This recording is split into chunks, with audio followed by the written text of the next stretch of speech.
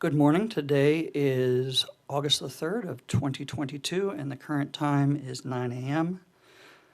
The Commission has set aside this time today for Day 3 of the hearing in file number EF-2022-0155, which involves Evergy Missouri West's request to securitize certain costs relating to Winter Storm Uri. My name is John Clark. I'm the regulatory law judge presiding over this hearing today. At this time, I'm going to ask counsel for the parties to enter their appearance for the records, starting with Evergy Missouri West. Good morning, Judge. Roger Steiner, Carl Zobrist, Jackie Whipple, Jim Fisher are here for the company today. Thank you. For the staff of the commission. Yes, Judge, appearing on behalf of the staff of the Missouri Public Service Commission, Jeff Keevil. Thank you. On behalf of OPC. Good morning, Your Honor. Lindsay Van Gerpen on behalf of OPC. MECG. Good morning, Your Honor. Tim Opitz on behalf of MECG. Nucor Steel. Good morning, Judge. Mark Ellinger on behalf of Nucor Steel. And Velvet Tech Services. Stephanie Bell on behalf of Velvet Tech Services. I've got a few preliminary things. Today is an agenda day, so it is my intention to break promptly at 9:45 for about an hour, since we have a few case discussions on agenda, and that may happen in the middle of witness questioning, so just be prepared for that. The other thing I wanted to say is yesterday I admitted onto the record Exhibit 504, which was Velvet's exhibit, subject to the limitation that's purely demonstrative. On my drive home last night, it occurred to me that that is a meaningless and potentially confusing limitation. So I wanted to rectify that by stating that Exhibit 504 is admitted onto the hearing record without any limitation. Okay, Evergy, at this time, you may call your next witness. Call Darren Ives. And I had, at the beginning of this hearing, asked that Evergy have two tariff sheets available, and I would like to have you those available for witness Ives, as I have some questions on those. I do remember that. We did look them up. Did you say you need hard copies, or what were you? I want him to be able to reference them, Okay. or I would like for him to be able to. Um, I'm going to ask him some questions about it, so. Could we go off the record for a second? Yes, we'll go off the record.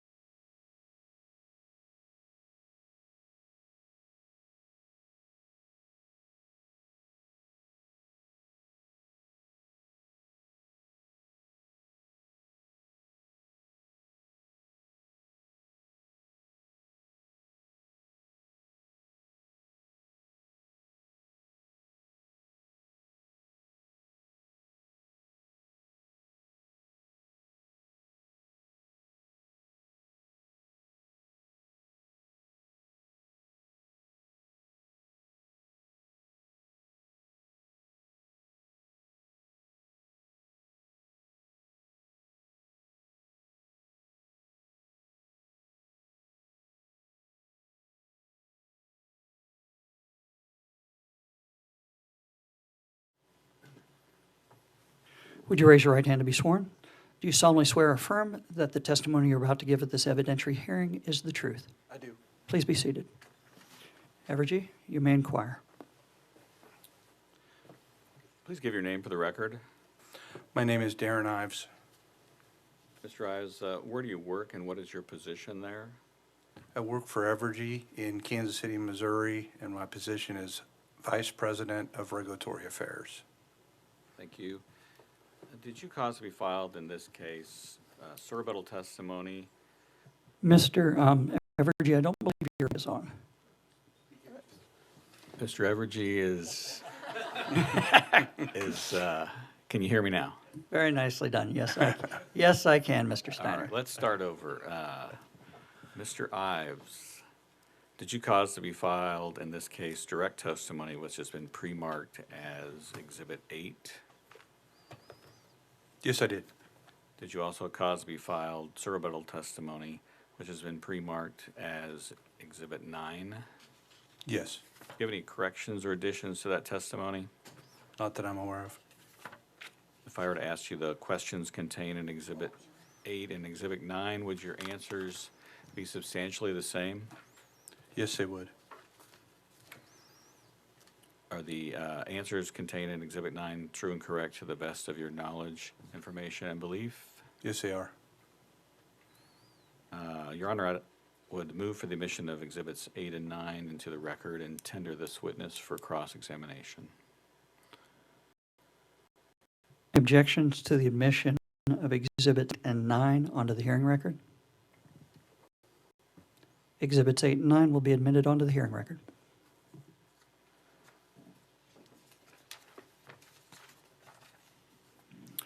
Velvet Tech, do you have any cross-examination for this witness? I do, Your Honor. Mr. Ives, we are handing you what has been marked as Exhibit 505.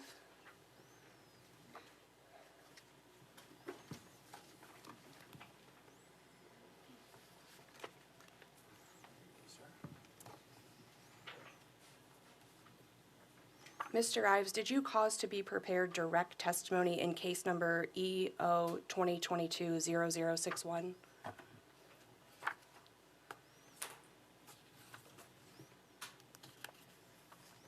I'm just looking for the case reference. I apologize. I'll file a fair amount of testimony.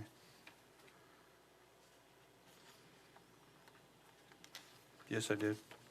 And is this a copy of that testimony that you filed in that case? It looks to be.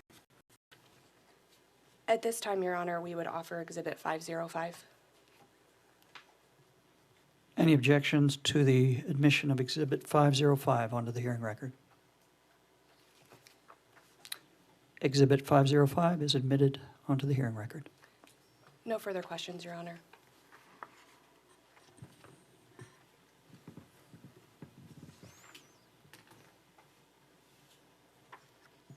Any questions for Nucor Steel? No questions, Judge. Any cross-examination from MECG? No, thank you, Judge.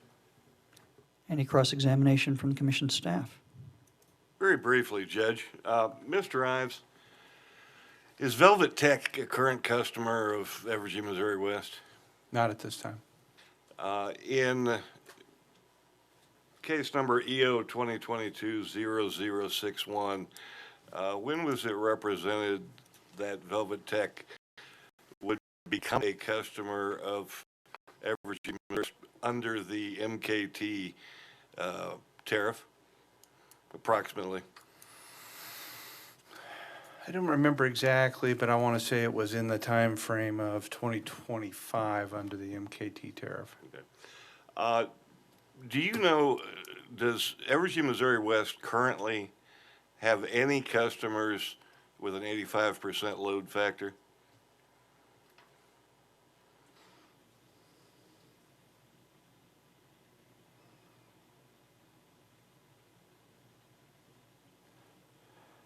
I couldn't say with 100% certainty, but none that I'm aware of. That would be, that would be an unusual load factor in our service territory.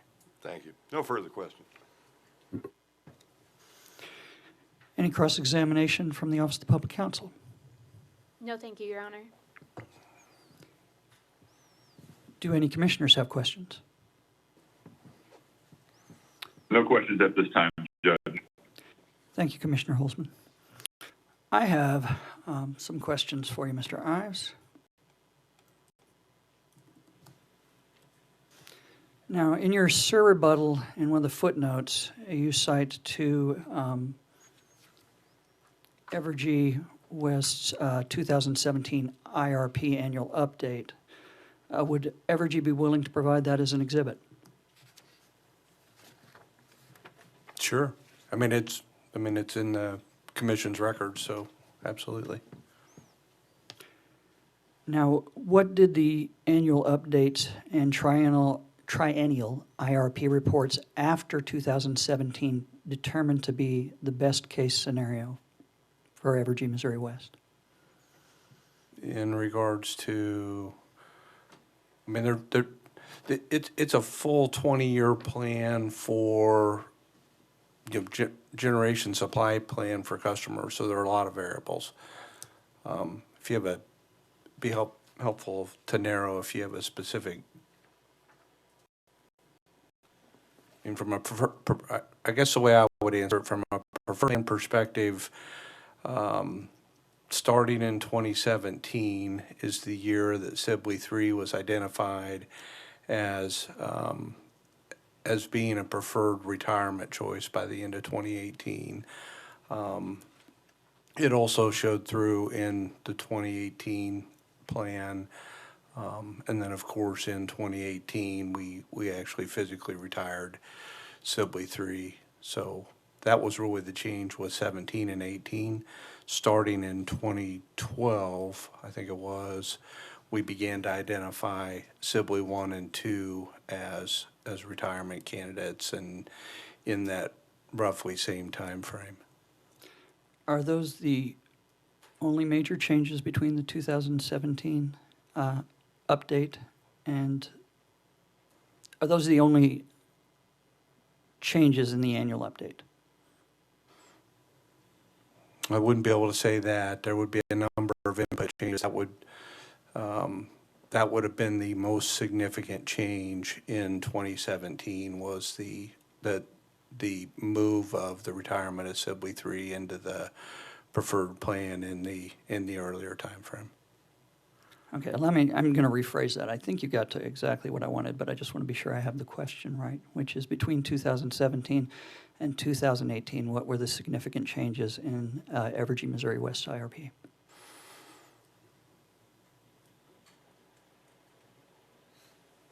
Is that it? Between 17 and 18, I don't know that there would have been any material changes, because 17 also reflected Sibley 3 as a retirement by the end of 2018.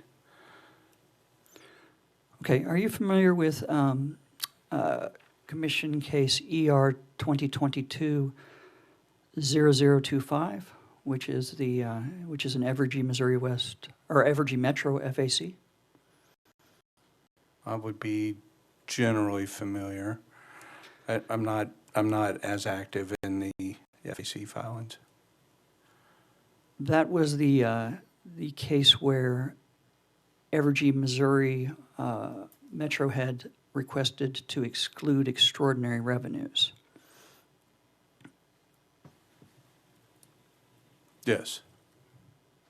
Do you know the amount of Evergy Metro revenues from February 2021 that were included in Ms. Starkbaum's direct testimony in that case? I don't remember exactly. I want to say that Evergy Metro in total had net revenues in that time period of about 55 million plus or minus attributed to Winter Storm Uri, and roughly 30 million of those would have been to Metro Missouri, and 25 or so would have been to Evergy Metro Kansas. Those are rough estimates, but that's my recollection. Would Evergy be willing to provide Ms. Starkbaum's direct testimony from that case as an exhibit in this case? Sure. Now, in that FAC case, do you know if the decision in that case provided for Evergy Metro customers to receive 95% of those revenues, with 5% being retained by Evergy Metro? That's right. That's the general application of the FAC mechanism, and once the deferral was denied and it was suggested that it run through the normal course of the FAC, that's how it was applied. Would the Evergy Metro FAC effective during February 2021 begin on tariff sheet 50.21 and conclude on sheet 50.31?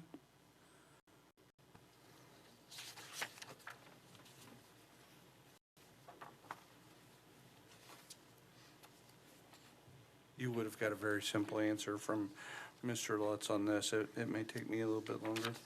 That's fine. Can you lean into the microphone? Sure.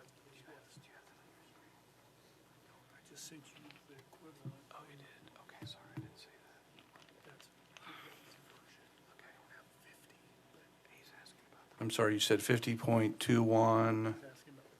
50.21 to 50.31. Is that the tariff sheets that would have been in effect during February of 2021?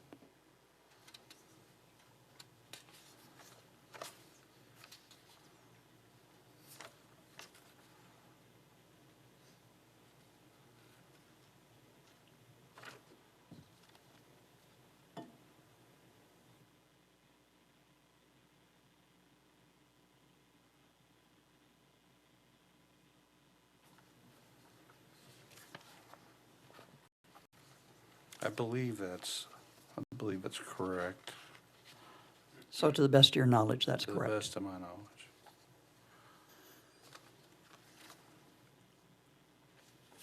Now, in Evergy Metro's tariff sheet 50.24, the off-system sales component is defined, and it states that revenues from off-system sales exclude off-system sales revenues from full and partial requirement sales to municipalities that are served through bilateral contracts in excess of 1 year, and the amounts associated with purchased power agreements associated with the renewable energy rider tariff.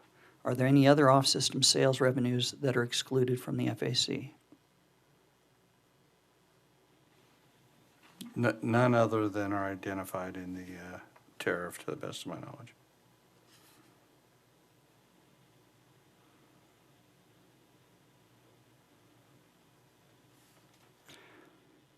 Is the capacity contract between Evergy Metro and West, are revenues and costs excluded from the calculation of the FAC for Evergy Metro and West in regard to those contracts? They should not be.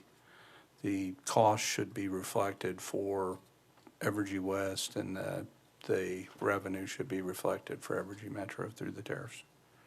Okay, so those do run through the FAC tariff. Is that correct? That's my understanding.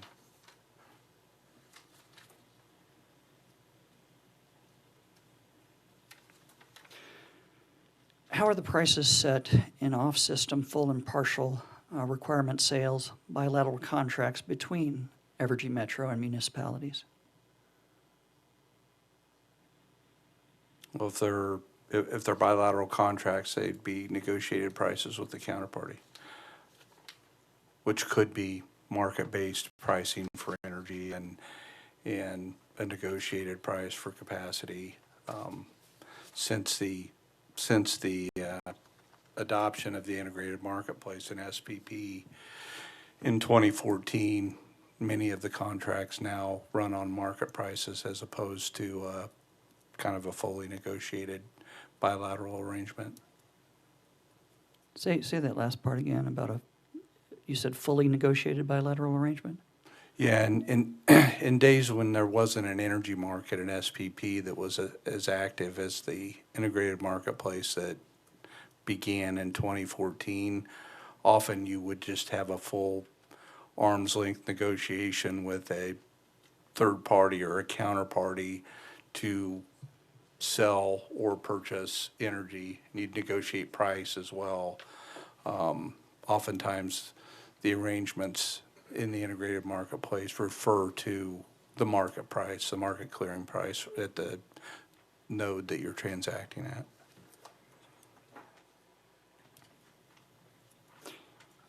You may have answered this, but how's the price set for capacity contracts between Evergy Metro and West?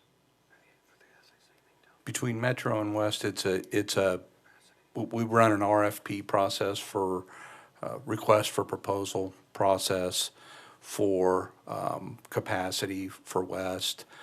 Metro is a participant in that, so they submit the bid that they are willing to meet the proposal at, just like third parties do as well. And then West selects the best bid for their purposes.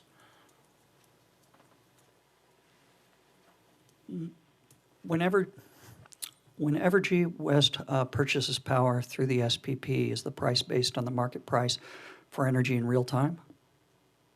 Well, you purchase power for load generally, and it's not just Evergy West, obviously, it's the participants in SPP, but generally you purchase the majority of your load in the day-ahead market. So it's the energy prices that clear in the day ahead.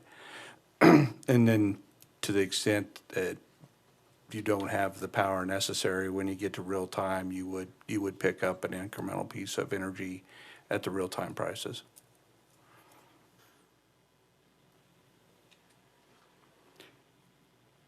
Now, Evergy West voluntarily elected to have a fuel adjustment clause, is that correct? Yes. Can, if Evergy West wanted to, can it decide to no longer have a fuel adjustment clause and revert back to determining recovery of fuel and purchase power in rate cases? Yes, I think haven't read that statute in a while, but I think it's an election statute, and I think utilities could also elect to not utilize the FAC. Do you recall the commission granting Evergy a limited variance from the commission's affiliate transactions rules in its merger in case number EM-2018-0012? Yes.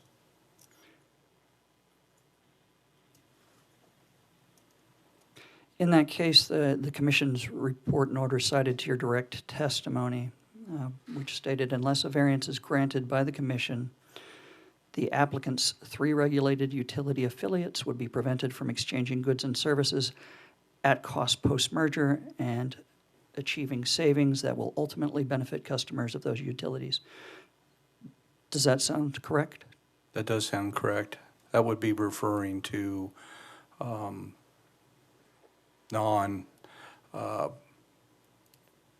fuel and purchase power cost, not non-market-based costs that are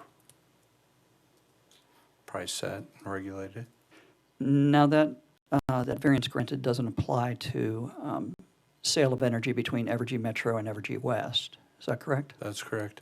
And why is that? The sale of energy's set at a market price. I mean, we don't set, we're not the price setter for that. What it applies to is if I'm a great example, I am technically employed by Evergy Metro. I perform services for Evergy West, such as today. My time is billed to Evergy West at cost for the services that I'm providing. So that's the types of goods and services that waiver's intended to cover.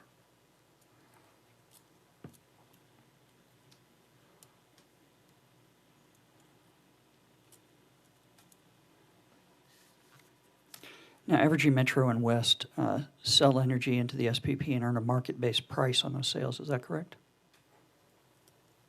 Yes, I mean, I would just refer, I think Witness Reed talked yesterday about it. I mean, all power from our generators are sold into the market to the extent that they are called for service, and all load in our service territories buys its power from the SPP market.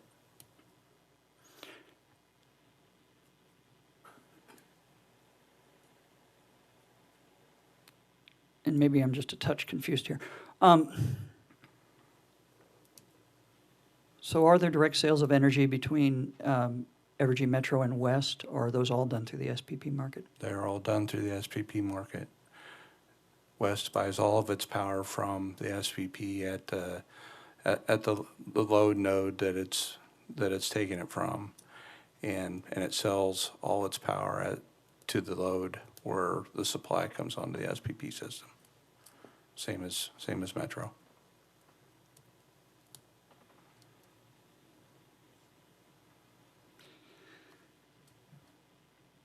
If the commission determines that the special purpose entity that Evergy wants to create in this case is an affiliate of Evergy that is subject to the affiliate transaction rule, and the commission grants a waiver of the section pertaining to asymmetrical pricing of the financial advantage standard requirement and finds that appropriate, does Evergy oppose being subject to the reporting requirements of the affiliate transaction rule?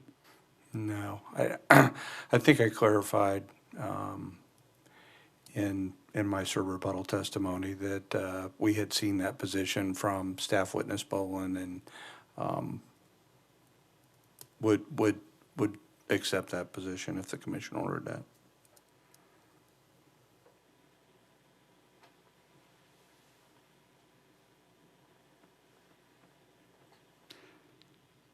Is it Evergy's position that transactions or contracts between Evergy and the special purpose entity related to the amounts paid or to be retained by the special purpose entity for collecting securitized tariff charges, paying bondholders, et cetera, should not be subject to review in a future rate case?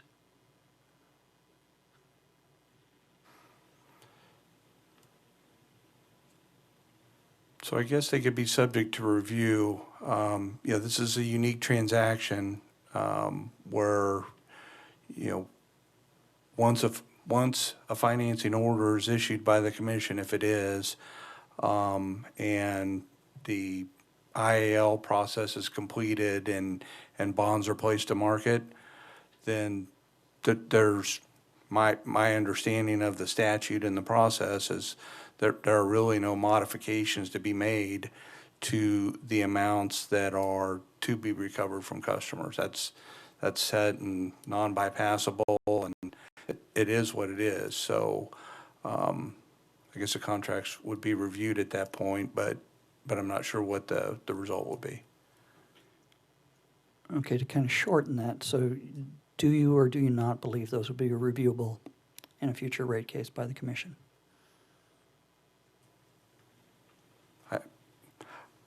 I think they'd be reviewable. I think any of our contracts are probably reviewable by the commission.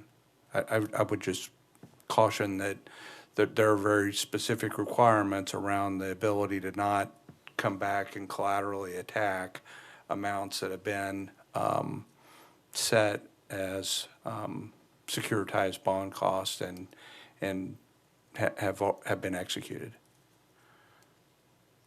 statutorily. So your basis for that is the securitization statute? Yes.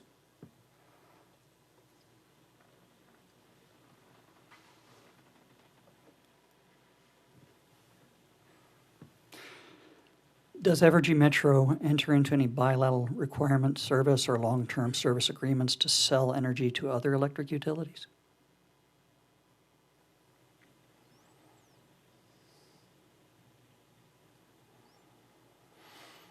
I'm not sure that we're selling energy from Evergy Metro to any utilities right now. I mean, that's not my area of expertise, but I believe all of our energy is going into the market and being run through SPP.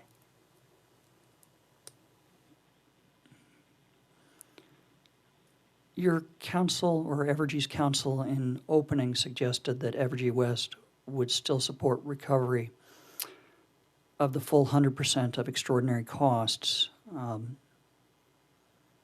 despite entering into the stipulation resolving that issue in the non-unanimous stipulation and agreement between Evergy staff and OPC.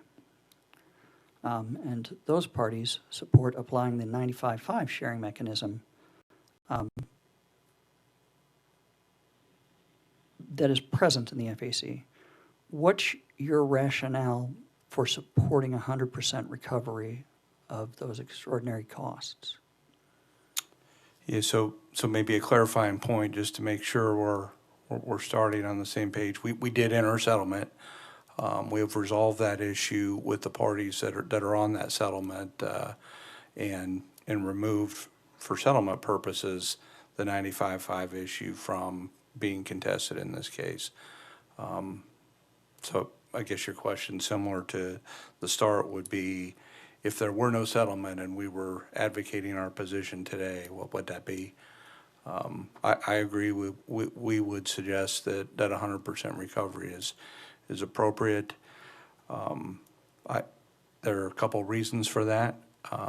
The FAC, as we've talked about in this hearing, has some language in there that suggests that you can defer extraordinary cost.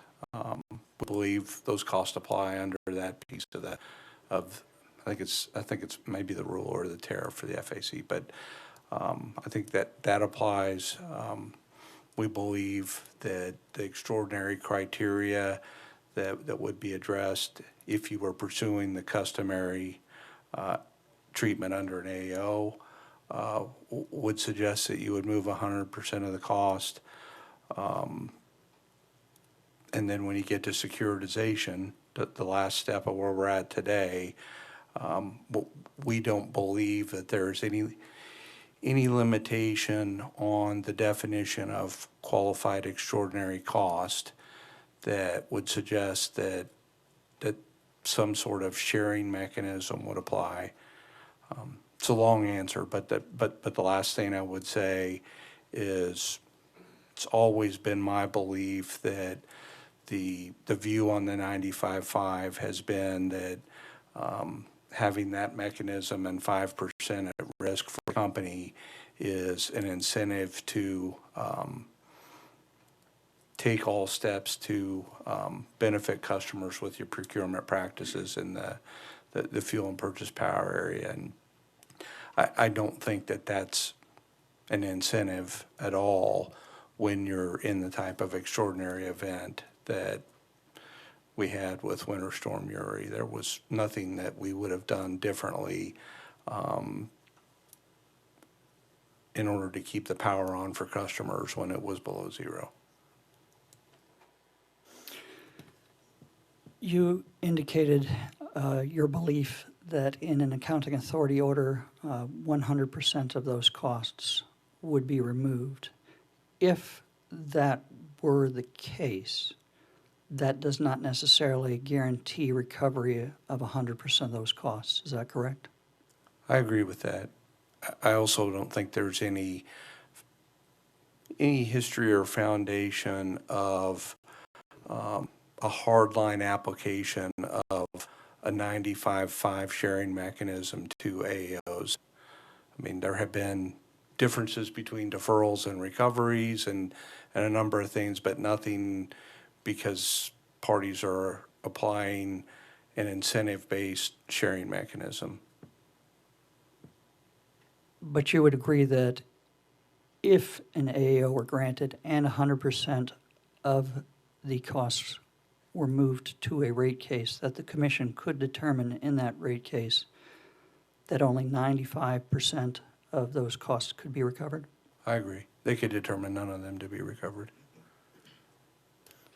Thank you. Those are all the questions I have. Are there any questions based upon bench questions? Velvet? No, Your Honor. Nucor? No questions, Judge. MECG? No, thank you, Judge. Staff of the commission? Very briefly, Judge, Mr. Ryan is following up on the line of questioning the judge was concluded with there, actually. As I understood your answer there regarding the 95.5 and Evergy's position regarding the 95.5 issue, the stipulation which was filed Monday by the parties and which has not been objected to by any party, Evergy's position in that stipulation is different than Evergy's filed testimony position. Is that correct? I wouldn't say the stipulation addresses the 95.5 issue in any specific request or any specific language, but it resolves that issue with the amount of costs that we've all collectively agreed to in that stipulation. Which brings me to my next question, regarding the amount of costs, assuming no stipulation, what was Evergy's request for amounts to be securitized in this case? Approximately. Well, total, including carrying cost and financing and all components, it was in the range of 357 million. Okay. And with the stipulation that was filed, which resolves the 95.5 issue among everyone, really all the parties, what is the number in the stipulation that would be comparable to the 357 number that you just mentioned? 306.1 million. Okay, so the parties have, well, let me say it this way. Evergy, for purposes of the stipulation, has gone from a request of roughly 357 million to 306.1 million, which would resolve the 95.5 issue. Is that correct? Among other issues, Among yes. other issues. Yes. Okay, thank you. No further questions. Any questions from public counsel? No questions, Your Honor. Any Evergy redirect? Yes, Your Honor, just a few. Mr. Ives, do you recall discussing capacity contracts with the judge? I do. Do you agree that capacity contracts of less than 1 year are recoverable through the FAC, but greater than 1 year are not? Yes, that's correct.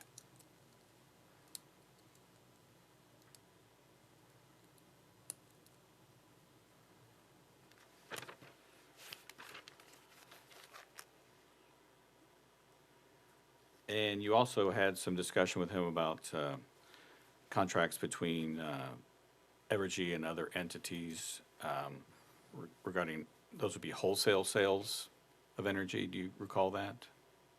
I do. Would those be governed by FERC rules, FERC jurisdiction?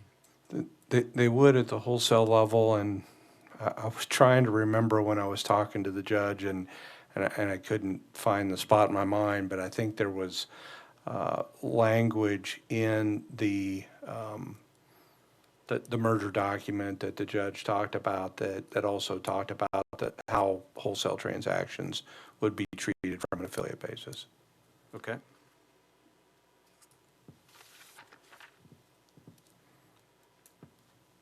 And I think the answer was they'd be priced based on FERC rates. Thank you, yes. Do you recall discussions with the judge about Evergy Metro FAC case, ER 2022-0025? Yes. Did Evergy Metro try to, I think you responded to the judge that there was a 95.5 sharing as a result of that case. Do you recall that? Yes, I do. Did Evergy Metro try to give back 100% of those revenues based on its filings in that case? Not based on the filings in the FAC case, but we had transitioned to a request under an AAO for both Metro and for West. And we were proposing to get back 100% of those revenues or defer 100% of those revenues in the AAO, and that we were not successful in moving forward in that path, and parties were more interested in having it flow back through the FAC under the traditional FAC recovery. So that's what we did, and that's when it moved back to 95.5. Okay, thank you.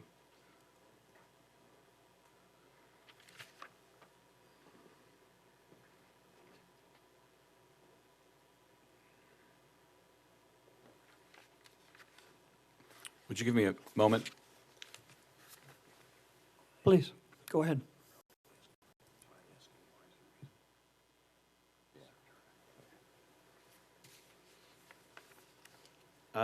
the very beginning, you were asked about your testimony by Velvet Tech in the 0061 case. Do you recall that? I do. Why is it reasonable to apply the SUTC to Velvet in this case? The statute requires it. Thanks, Judge. That's all I have. Thank you. It is now 9:40. I said we would be breaking at 9:45 regardless of where we were in witness testimony, but since we are done with this witness, it is an appropriate time to take a break to allow for the setup of the stream for agenda and to attend agenda. I'm going to break until 10:45. If for whatever reason agenda runs long, we will resume immediately following agenda. So we will break till 10:45 and go off the record.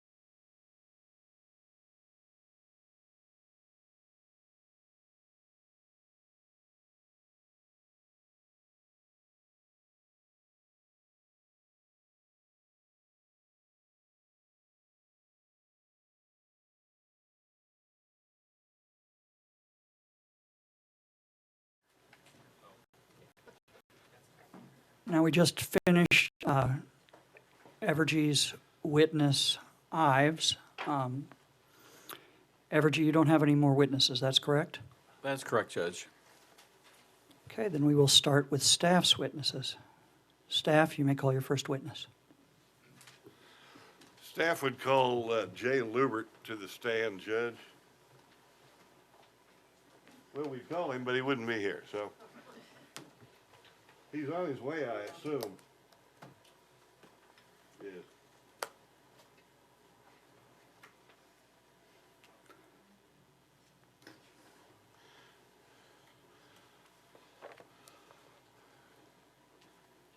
We'll wait just a minute and see if Mr. Lubert shows.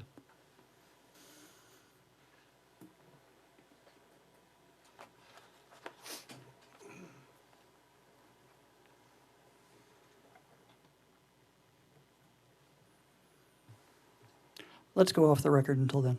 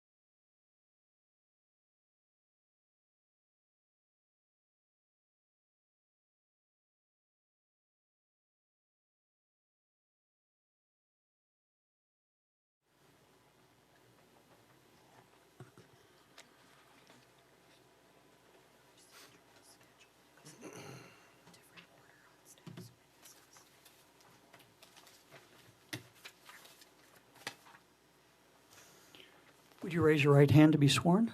Do you solemnly swear or affirm that the testimony you're about to give at this evidentiary hearing is the truth? Yes, I do. Please be seated. Staff? Thank you, Judge. Sir, would you please state your name for the record, please? Jay Lubert, And by whom are you employed and in what capacity? employed by the Missouri Public Service Commission. I am the Tariff and Rate Design Manager. Did you cause to be prepared and filed in this case what is described as the rebuttal testimony of Jay Lubert, which has been pre-marked as exhibit number 105 public and 105 confidential? Yes, I did. Do you have any changes you need, or additions or changes you need to make to that testimony? I have a few.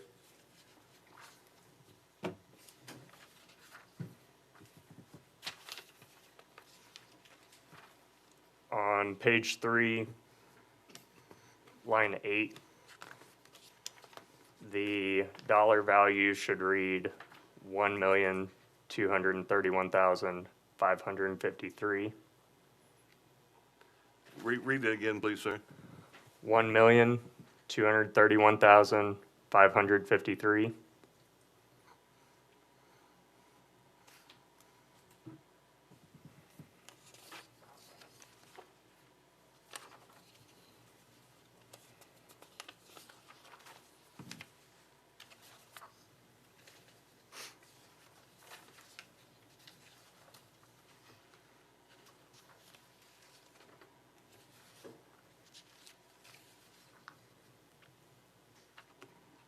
on page 20, I have a few edits here as well.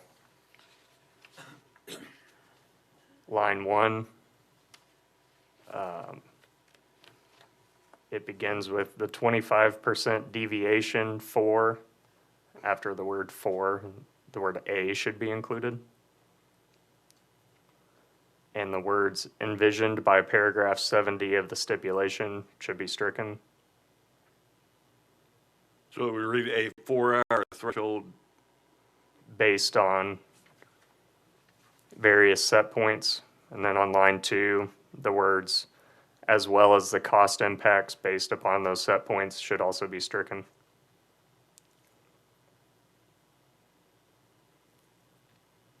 And then after that sentence with the 31st footnote, a sentence should be added that says staff's recommended disallowance has been updated based upon corrected load information from Evergy, Missouri West, and to align with the stipulation language requiring quantification of events that exceed 4 hours.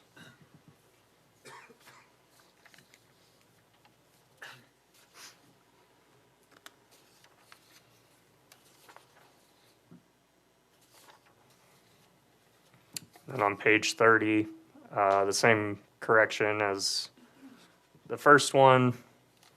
Line 2, the dollar value should read $1,231,000. Wait, there's no dollar value on line 2 on page 30. Okay, so that is, It's line 18. yeah, it's due to my edit from before. Probably change that. See if I have a copy of the version as filed.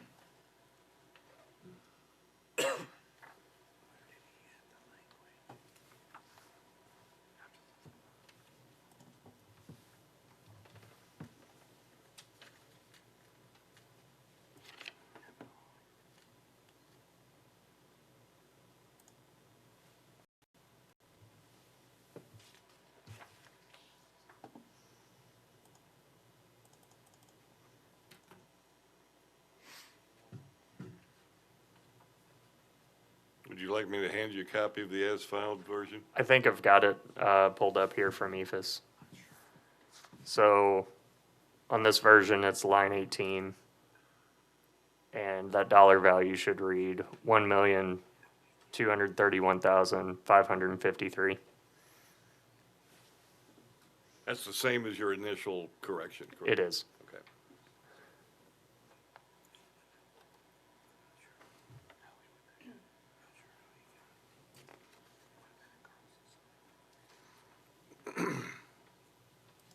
Do you have any additional corrections or?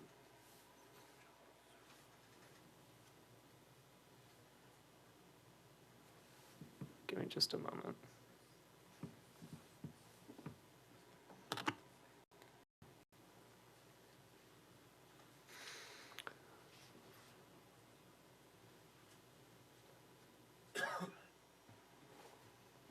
Okay, so in the confidential version, that same correction would hold true.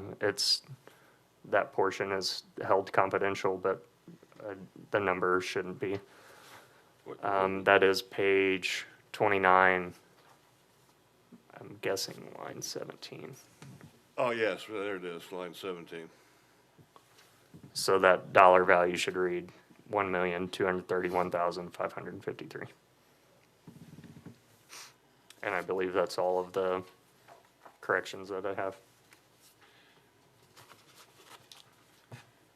Sorry for the confusion.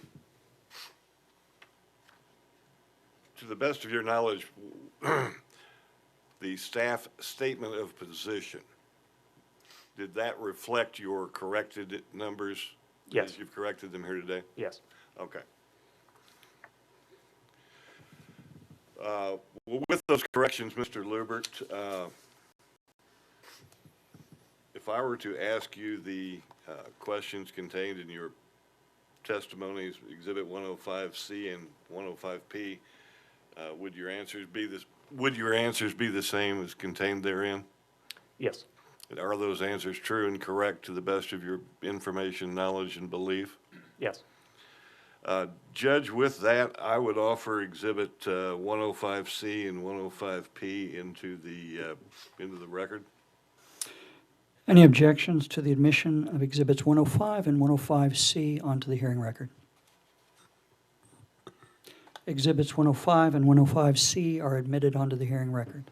Thank you, Judge. I would tender the witness for cross-examination.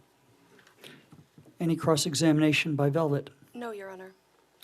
Any cross-examination by Nucor? No questions, Judge. Any cross-examination by MECG? No, thank you, Your Honor. Any cross-examination by Evergy? Just briefly, good morning. Good morning.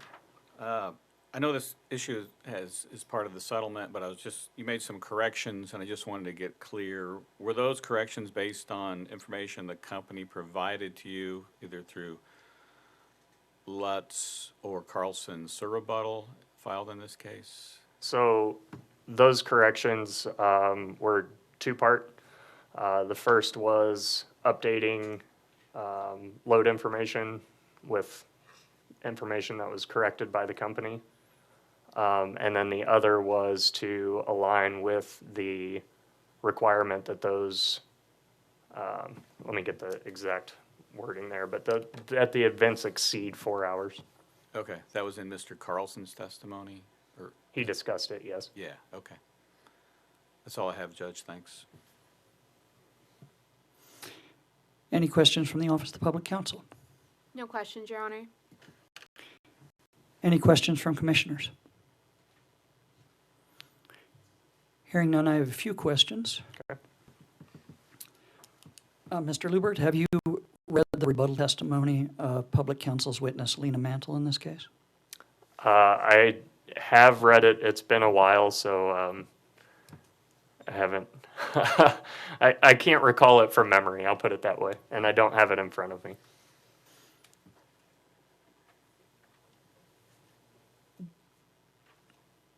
Does staff share OPC's concerns, or any of OPC's concerns, that Evergy West's reliance on Evergy Metro to meet the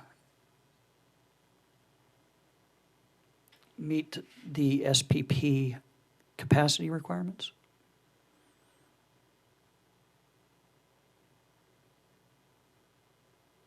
I'm sorry, could you repeat that?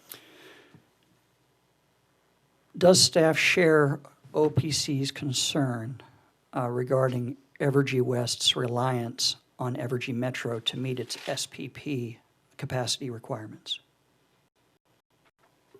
Judge, I would just point out he didn't testify on this, so he may not even have an opinion on that. So if He may not. I would probably say that staff witness Brad Fortson would be a better person to answer that question.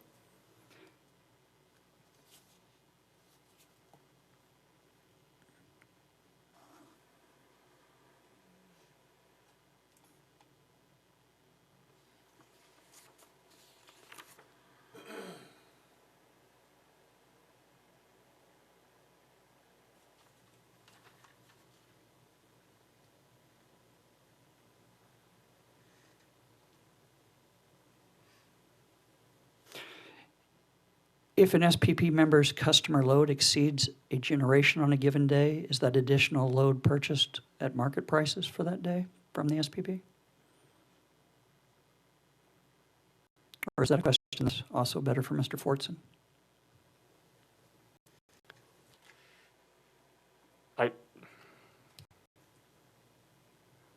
Probably.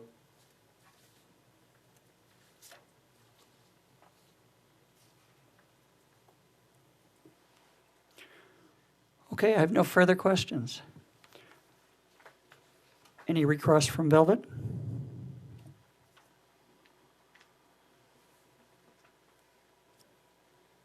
No, Your Honor. Any questions from Nucor based on bench questions? No questions, Judge. Any questions from MECG? No, thank you, Judge. Any questions from Evergy? No, Judge. Any questions from OPC? Could I have just one moment to confer, Your Honor? Go right ahead.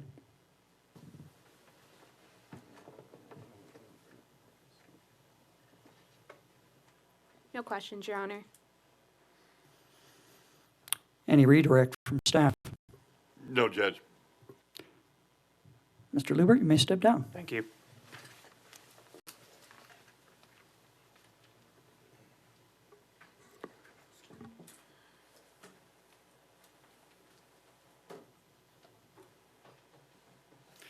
Staff, you may call your next witness. Yes, staff would call Brad Fortson.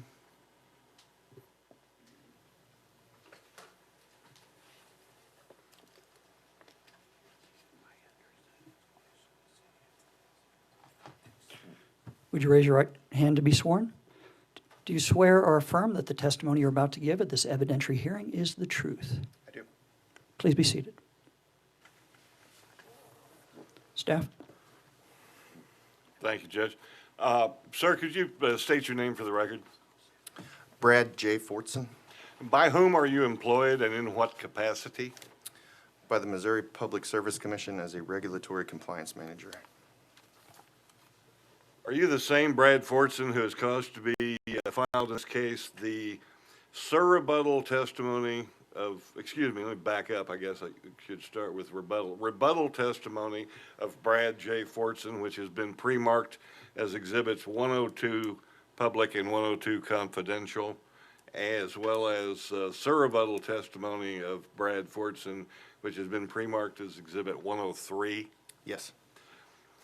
Do you have any changes or corrections you need to make to either 102 or 103? I do not. If I were to ask you the questions contained in Exhibits 102 and 103, would your answers be the same as contained therein? They would. And are those answers true and correct to the best of your information, knowledge, and belief? They are. Judge, I would offer Exhibits 102C and 102P, as well as 103 into the evidentiary record. Are there any objections to admitting Exhibits 102C and 102P and 103 onto the hearing record? Exhibits 102C, 102P, and 103 are admitted onto the hearing record. Thank you, Judge. I would tender the witness for cross-examination. Any cross-examination from Velvet? No, Your Honor. Any cross-examination from Nucor? No questions, Judge. Any cross-examination from MECG? No, thank you, Judge. Any cross-examination from Evergy? No, Your Honor. Any cross-examination from the Office of the Public Counsel? Yes, Your Honor. Go right ahead. Thank you. Good morning, Mr. Fortson. Good morning. You are the Regulatory Compliance Manager for the Energy Resources Department of Staff of the Commission. Is that correct? Correct. And your department reviews the resource plan filings of the companies regulated by the Commission, including Evergy Missouri West. Is that correct? Correct. Your group also handles the FAC prudence review cases. Is that right? That's right. Now, you filed testimony discussing the prudence review of Evergy Missouri West's Winter Storm Uri fuel and purchase power costs. Is that correct? Correct. So, given your credentials, I think you are the best person to discuss what it means for a utility to engage in prudent resource planning. So, I'd like to walk through a hypothetical. In this hypothetical, there is a utility with a generating facility. It doesn't matter what type of generating facility that is, whether it be wind, coal, solar, or a nuclear facility.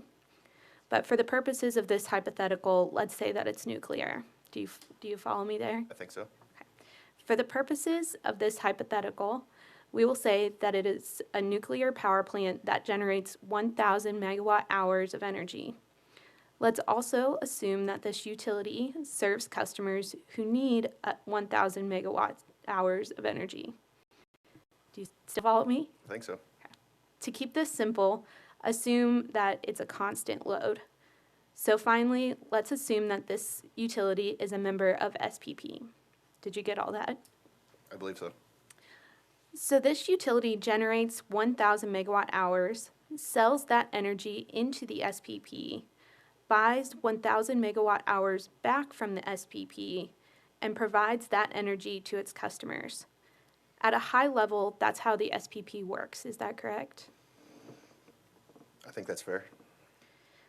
In this case, as long as it is above the variable cost of the nuclear plant, it doesn't matter what the energy price is because the utility is selling and buying the same amount of energy. Is that correct? If I understood you right, I think so. Okay. So for this utility that owns its own generation, because it is selling and buying the same amount of energy, its customers are not exposed to the risk of market price fluctuations. Is that correct?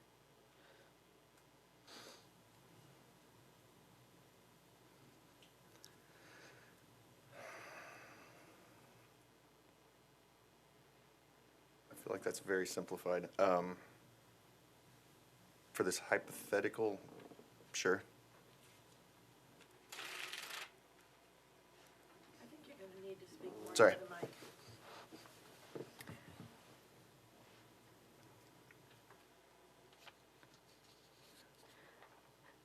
So now I want to change the hypothetical. We're going to remove the nuclear generating plant from this equation altogether. The utility buys capacity contracts to meet SPP requirements, but has no energy generation of its own. Do you follow me? I think so. Instead, the utility is just buying the energy it needs off of the market. You would agree that in this second scenario, the utility's customers will be exposed to much greater price risk because of fluctuations in the SPP energy market. Is that correct? Potentially, sure.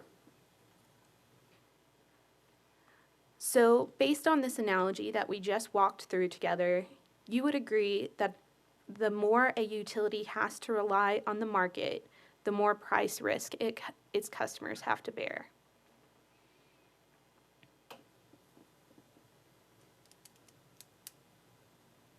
Was that a question? I think she said you would agree. And I think all of her questions have begun with you would agree. So it sounds like she's making statements to me instead of asking questions. I can rephrase it, Your Honor. Thank you.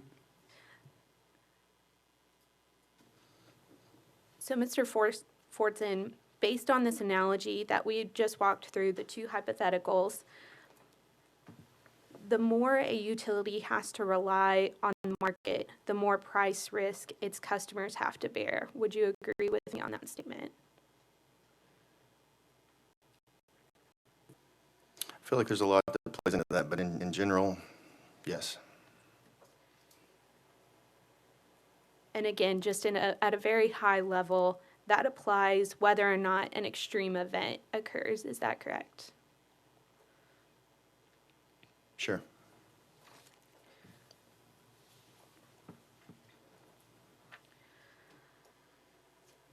So to be clear, staff has not conducted an independent prudence review of Evergy Missouri West resource planning. Is that correct? I'm sorry, say that again. Sure. Staff has not conducted an independent prudence review of Evergy Missouri West resource planning. Is that correct? We have not done a prudence review on resource planning, correct?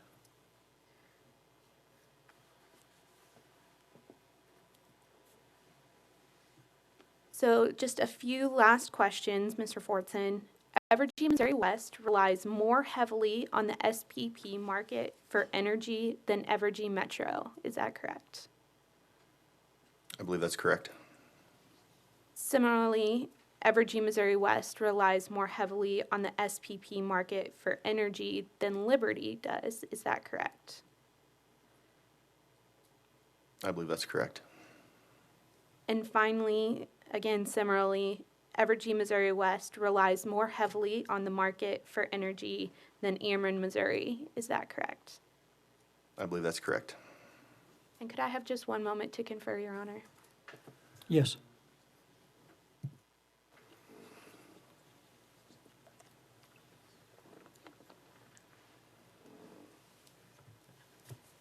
No further questions, Your Honor. The parties submitted an order of questioning for witnesses, and I inadvertently deviated from that because I did not realize until looking now that the parties had divided that up. The only difference appears to be that OPC's questioning and Evergy's opportunity to cross are reversed. So I don't remember OPC having any questions for Lubert, but if you feel you were disadvantaged, I'll be happy to recall him. No, I don't believe so in Lubert. Okay. I believe it might be disadvantaged here.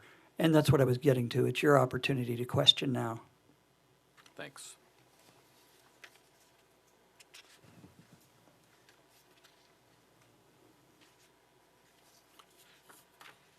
Do you recall any questions responding to OPC about the hypothetical plant?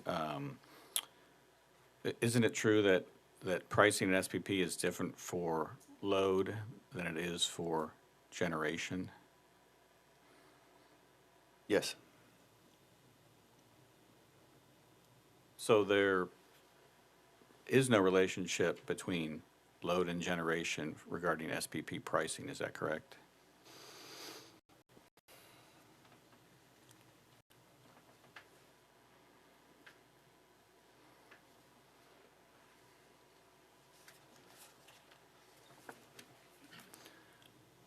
Okay, sure. Mr. Fortson, in this case, staff filed a statement of position, is that correct? That's correct. May I approach, Your Honor? Yes. I'm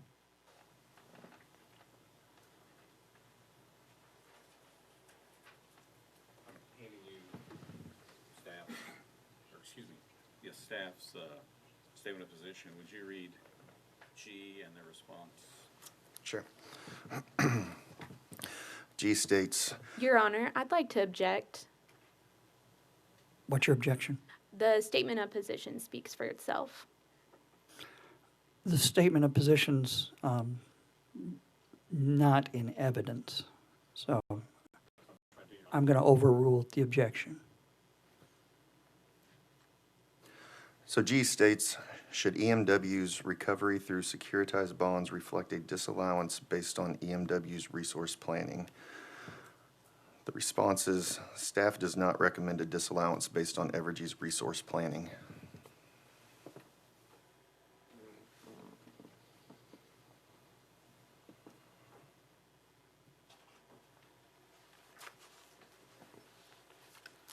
So thank you. So in order to make that statement, staff did conduct a prudence review of the company's resource planning. Is that correct? Well, that's where I'm getting a little thrown off when we use prudence review with resource planning. As far as resource planning goes, I mean, that's typically a review of the integrated resource plan. So I feel like there's a little confusion of using the words prudence review with resource planning, but we have reviewed the company's resource planning and have not recommended any disallowance.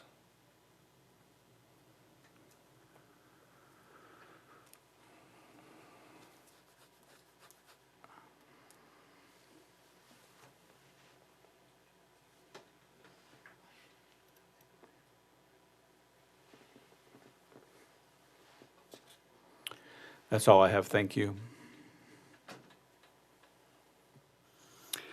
Any questions from commissioners? No questions, Judge. Thank you. Thank you, Commissioner Holzman. I have a few questions for you, Mr. Fortson.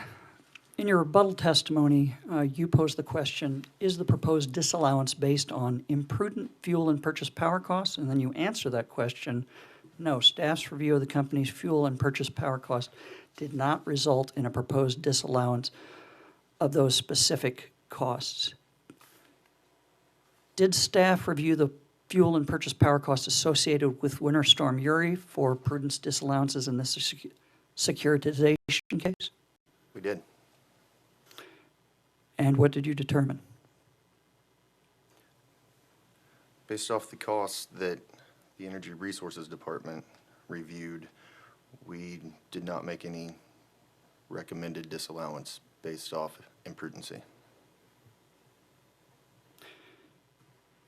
Now, staff's review of prudence review of Evergy West FAC fuel and purchase power costs in case EO-2022-0065 for the period of December 1st of 2019 through May 31st of 2021 deferred the costs and revenues to Winter Storm Uri, from Winter Storm Uri for later. Is that correct? Correct.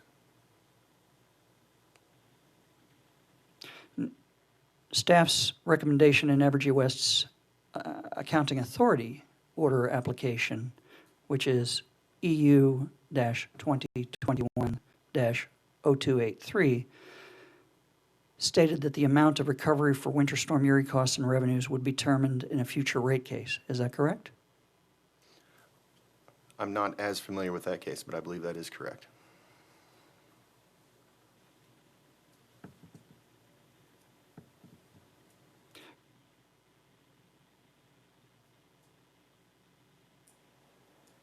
So staff's review of Evergy West's Winter Storm Uri fuel and purchase power costs will not occur in a rate case as recommended by staff in Evergy West's AAO request. Is that correct? Yeah, I believe based off current circumstances, that would be correct.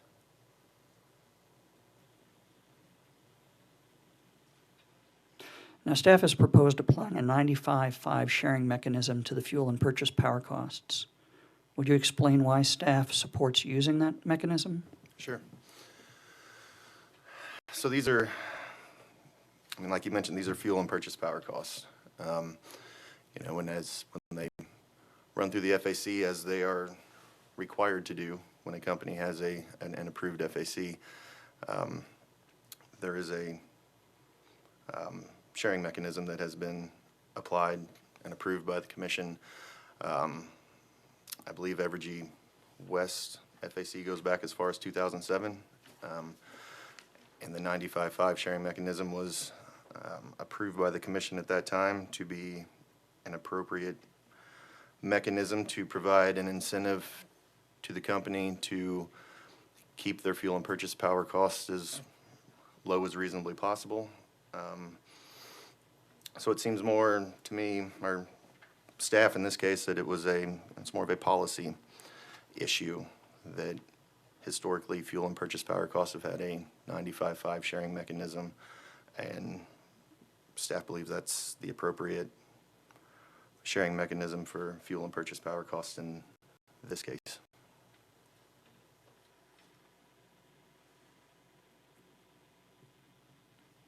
Have you read the rebuttal testimony of public counsel witness Lena Mantle in this case? I have read it, not greatly familiar with it, but I've read it.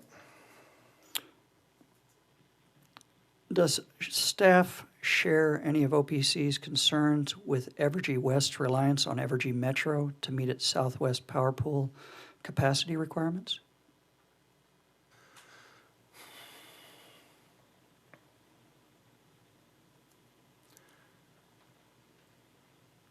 Staff is not explicitly shared in that concern of Ms. Mantle. Not in this case, nor in previous cases that I recall.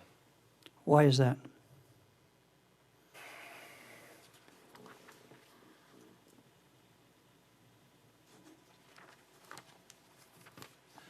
So I guess for one, I mean, as we kind of went through earlier, you know, Evergy West has historically been shorter on capacity than other utilities.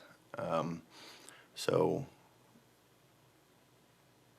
I think it seems reasonable that they would have a contract with Metro to share in some of those, in some of that capacity. And, you know, we review their integrated resource planning, and they, you know, as our utilities do, they plan for, you know, to meet the load of their customers plus a reserve margin. And if that contract with Metro helps meet that, then we haven't expressed a concern over it. Are Evergy, Metro, and West treated as a single entity by the SPP? They are. Is it an accurate statement that generally for an SPP member to receive energy revenues on a specific day, it has to have generation producing megawatts hours into the electric market that day? I believe that's accurate. Can you explain that to me?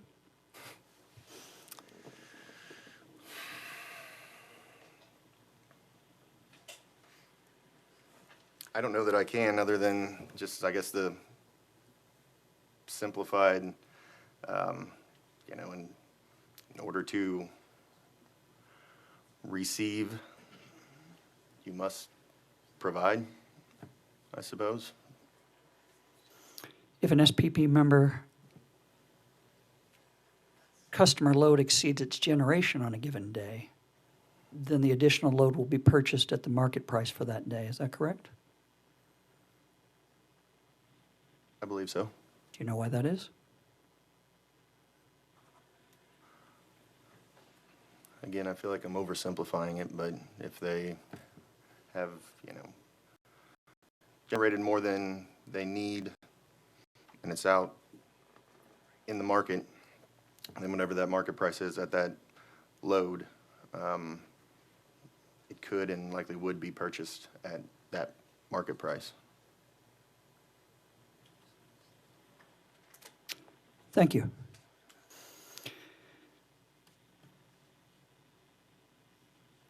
Any questions based on bench questions? Velvet? No, Your Honor. Nucor? No questions, Judge. MECG? No, thank you, Judge. Public Counsel? Could we have one moment, Your Honor? Yes.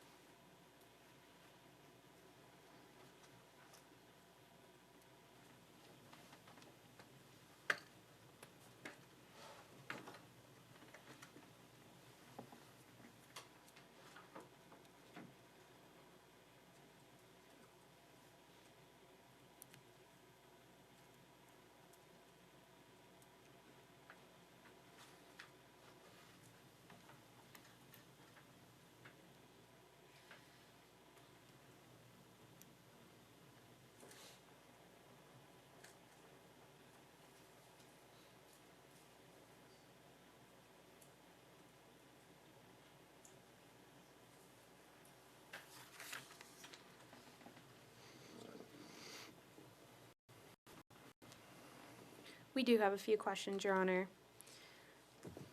Go right ahead. Mr. Fortin, you had a conversation with Judge Clark regarding Evergy, Missouri West resource planning. Do you remember that? I do. You would agree with me that you have filed with the commission concerns with Evergy, Missouri West inputs to its resource planning. Would you agree? I believe we have in the past, yes.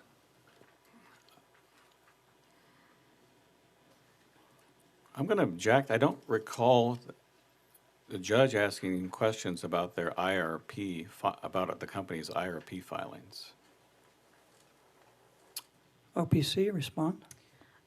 Your Honor, you did ask Mr. Fortin about some questions about Ms. Mantle's rebuttal testimony, I'm sorry, which discusses the IRP.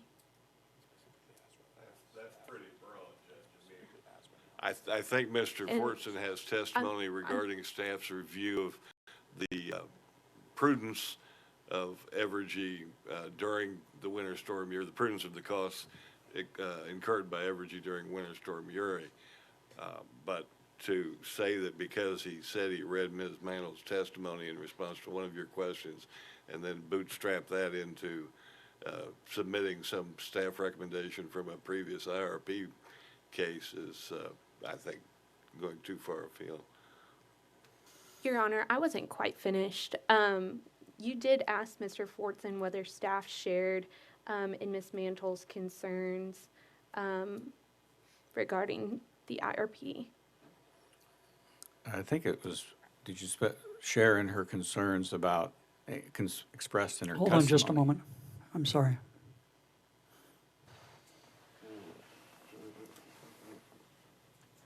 I believe I asked about concerns with Evergy West's reliance on Evergy Metro to meet SPP requirements for capacity.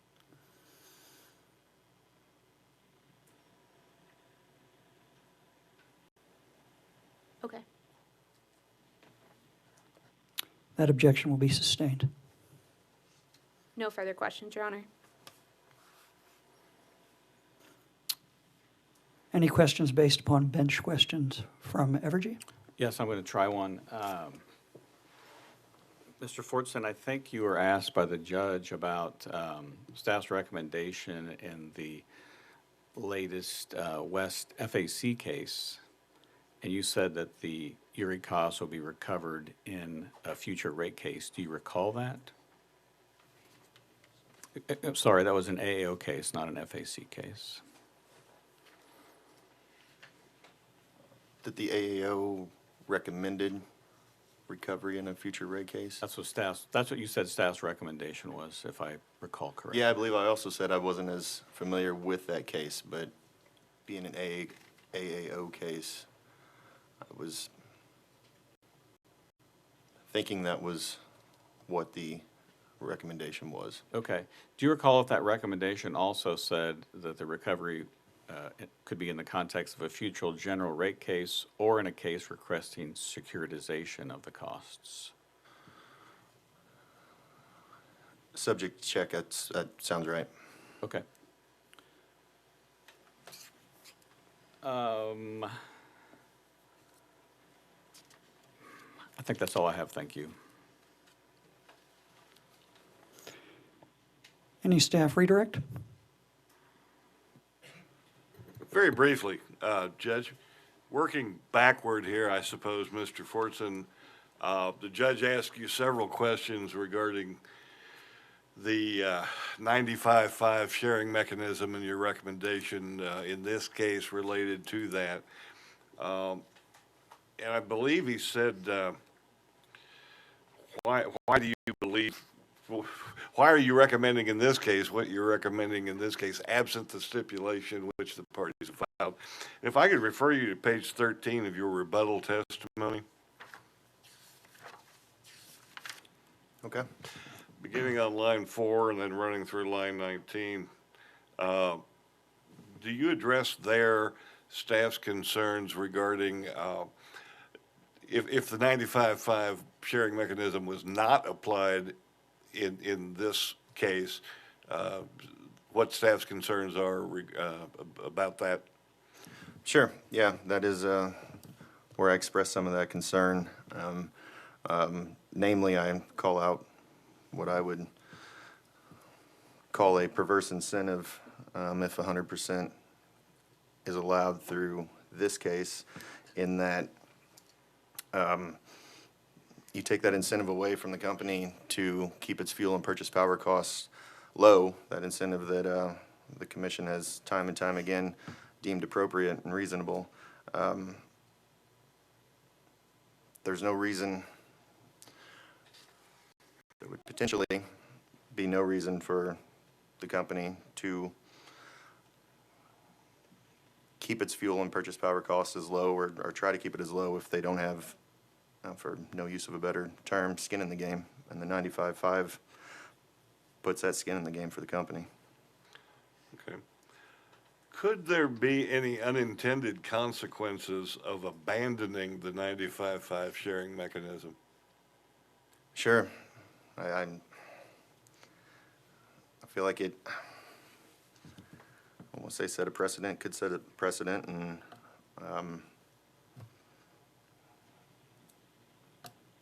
yeah, there definitely could be unintended consequences for sure. Has, to your knowledge, has Evergy Missouri West or Evergy Missouri Metro requested deferral of any other fuel adjustment clause costs other than what is being reflected in this case?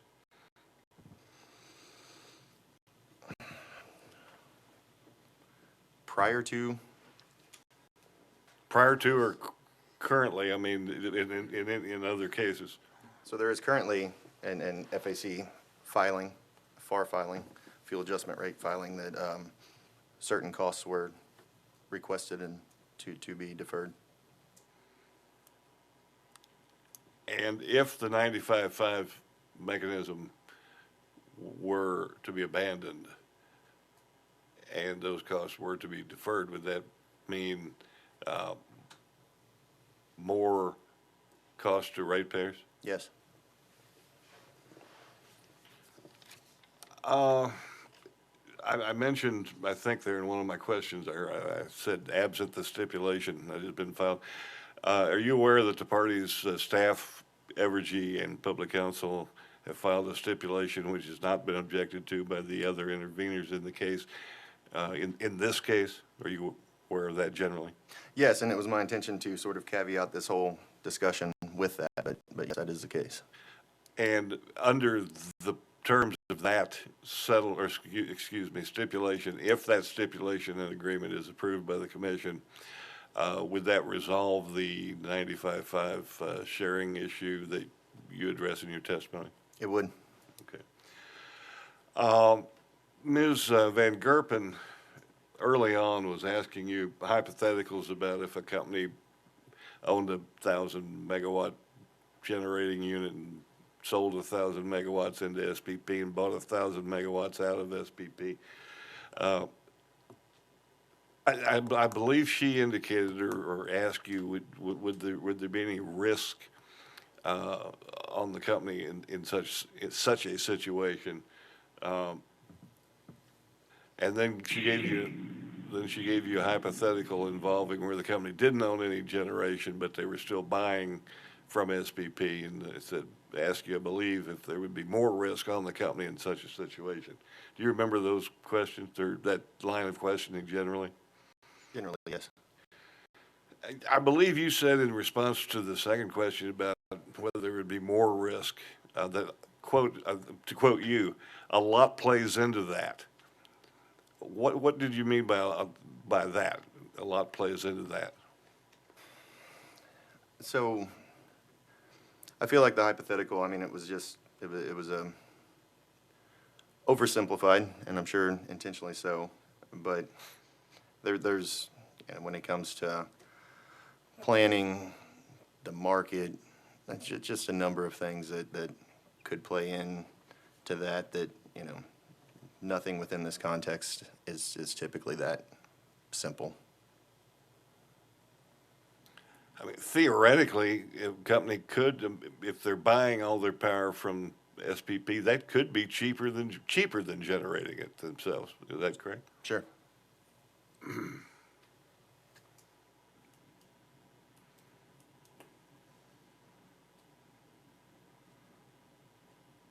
I believe that's all I have, Judge. Thank you. Mr. Fortson, you may step down. Now, I have Mr. Davis listed as staff's next witness. Is that correct? He's the next one on the list, but as I indicated yesterday, he is since he was scheduled to be on tomorrow, and he's coming in from New York, he will be here tonight, and he will be available tomorrow, but he is not here today. And that's what I was getting to. If we were to skip over him, who would you be calling next? The next on the list, I believe, is Ms. Boland. Does anybody object to taking Mr. Davis out of order, first of all? No objections have been made. Does anybody object at this time to staff calling witness Boland? No objections have been made. Staff, you may call your next witness. We would then call Ms. Kim Boland. Would you raise your right hand to be sworn? Do you swear or affirm that the testimony you're about to give at this evidentiary hearing is the truth? I do. You may be seated. Staff?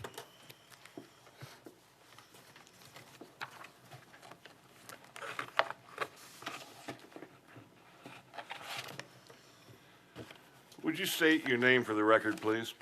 Yes, my name is Kimberly Boland. Are you the same Kimberly Boland who has caused to be prepared in this case rebuttal testimony, which has been pre-marked as Exhibit 100, and surrebuttal testimony, which has been pre-marked as Exhibit 101? Yes, I am. Do you have any changes or additions you need to make to either of those pieces of testimony? I have some changes I need to make to my surrebuttal to reflect changes that were made by witness Lubert.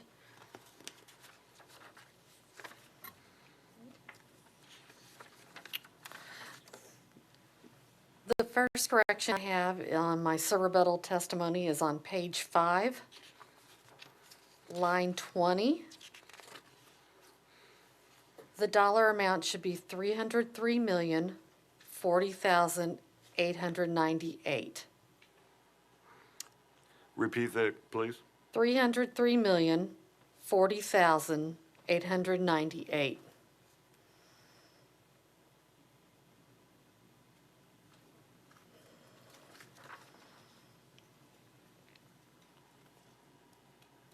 Thank you. And then on page 6, I have several corrections to the table number 1. The first change is for Schedule SIL adjustment. The dollar amount should be negative $1,226,571.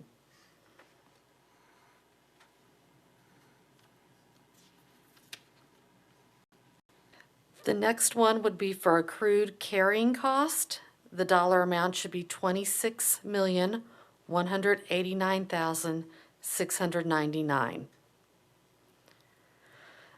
The next change is on estimated upfront financing cost. The dollar amount should be $6,026,573. And then the final change would be for the total, which would be a dollar amount of $303,040,898. Do all of those changes flow from the correction made by Mr. Lubert earlier? Yes, they do. All right, thank you. Ms. Boland, if I were to ask you the questions contained in Exhibits 100 and 101, as you just corrected, would your answers be the same as contained in those exhibits? Yes, they would. And are those answers true and correct to the best of your information, knowledge, and belief? Yes, they are. Judge, I would offer Exhibits 100 and 101. Any objections to admitting Exhibits 100 and 101 onto the hearing record? Exhibits 100 and 101 are admitted onto the hearing record. Thank you, Judge. I would tender the witness for cross-examination. Any cross-examination by Velvet? No, Your Honor. Any cross-examination by Nucor? No questions, Judge. Any cross-examinations by MECG? No, thank you, Judge. Any cross-examination by Evergy? Just a couple of questions, Judge.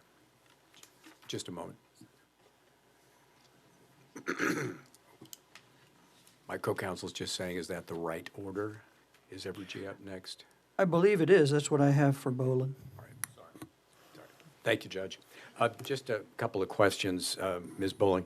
You were here in the hearing room when Ms. Van Gerpen gave the opening statement on behalf of counsel. Of the Office of the Public Counsel presented the true cost determination with regard to taxes.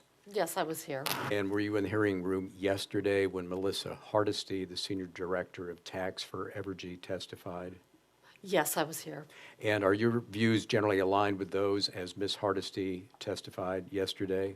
Yes, I'm in agreement with Ms. Hardesty's views on taxes. So am I correct then that, in your view, the company does not receive any extra benefit by securitizing Winter Storm Uri costs? That is correct. And am I correct that all costs recovered from customers as revenue through a securitization charge by either Evergy Missouri West or the special purpose entity will be taxed? That is correct. And those taxes will need to be paid to the government, is that correct? That is true. Okay. And that's similar to the position that you took in Exhibit 101, your rebuttal testimony. That is true. Thank you, Judge. That's all. Any cross-examination from public counsel? Yes, Your Honor. Good afternoon, Ms. Bolin. Good afternoon. I believe you just said that you were in the room yesterday when Ms. Hardesty was testifying. Yes, I was. So my first set of questions concern the tax implications at issue here. But before we get too much into the weeds, I want to take a minute to establish at a very high level how securitization works. So my understanding, and I'll ask if you agree with this summary, to summarize the securitization process at a very general level, the Commission issues a financing order, which creates a revenue stream. The utility then transfers the revenue stream to the SPE. The SPE issues the bonds backed by the revenue stream.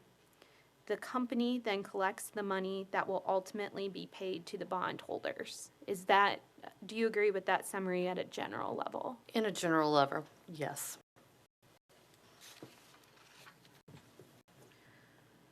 So, Ms. Bolin, when money is collected from customers through the non-bypassable charge included on customers' bills, in order to repay the bondholders, is it Evergy Missouri West or the SPE who pays taxes on those revenues? I believe it would be the SPE, but it was in a consolidated tax return that will be paid by Evergy.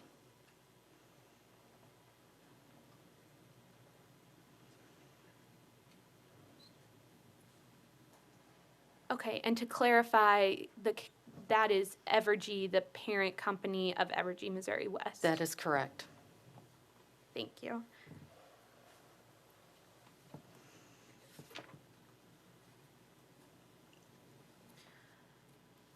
So, Ms. Bolin, to clarify, that is the SPE is the only entity to pay taxes on the revenues received through the non-bypassable charge? Evergy will be paying the taxes ultimately.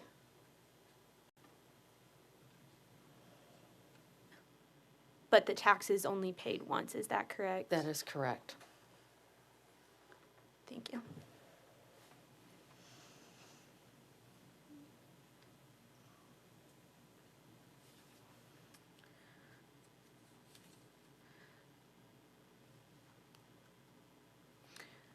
So now, Ms. Bolin, I'd like to turn to the statute, 393-1700 RSMO. Do you have a copy? Yes, I do. Give me one moment. Okay, I have it. So let's start with the definition of securitized utility tariff charge in subsection 16. Are you there? I am there. The securitized utility tariff charge is the non-bypassable charge that will appear on customers' bills. Do you agree with me that that is a fair interpretation of the definition?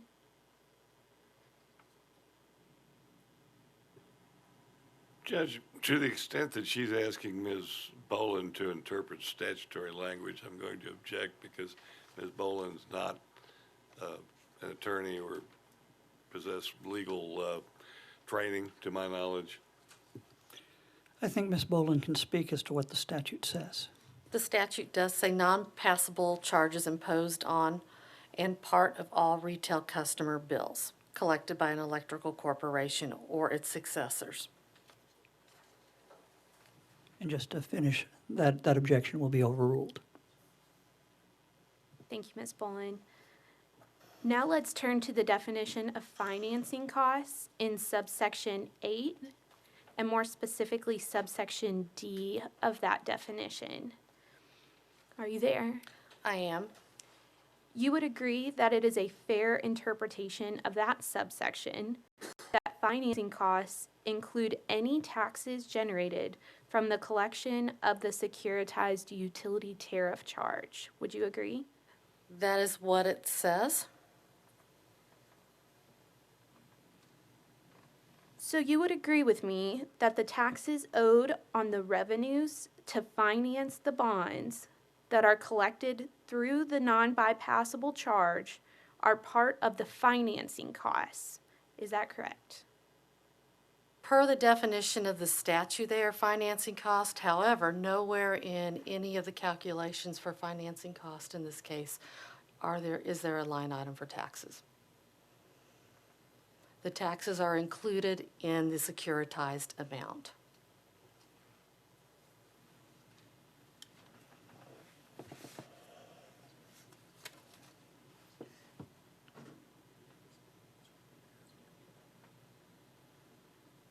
Ms. Boland, could you repeat that one more time, please?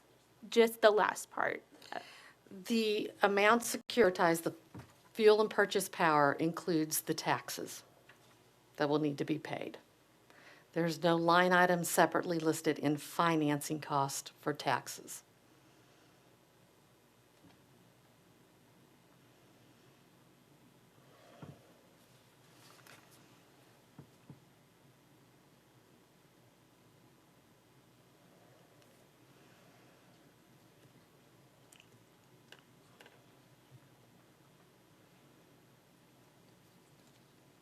Ms. Boland, now I'd like to turn to your SIR rebuttal testimony, and I believe that's been marked as Exhibit 101. Do you have a copy of that? Yes, I do.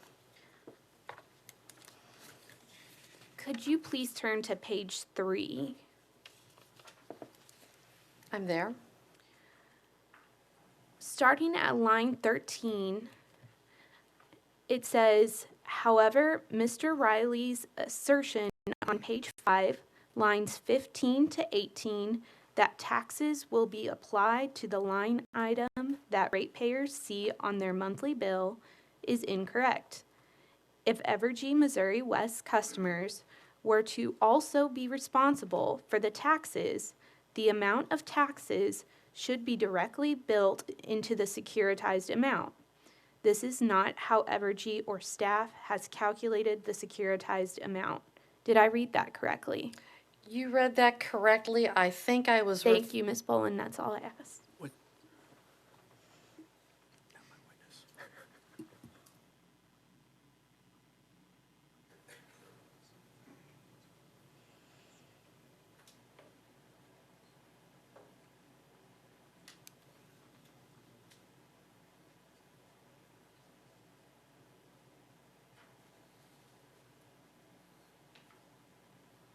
Ms. Boland, to be clear, based on that statement, that last statement there, staff has not calculated taxes in the securitized amount. Is that correct? The taxes are in the amount of the fuel and purchase power. The company will pay taxes on that amount.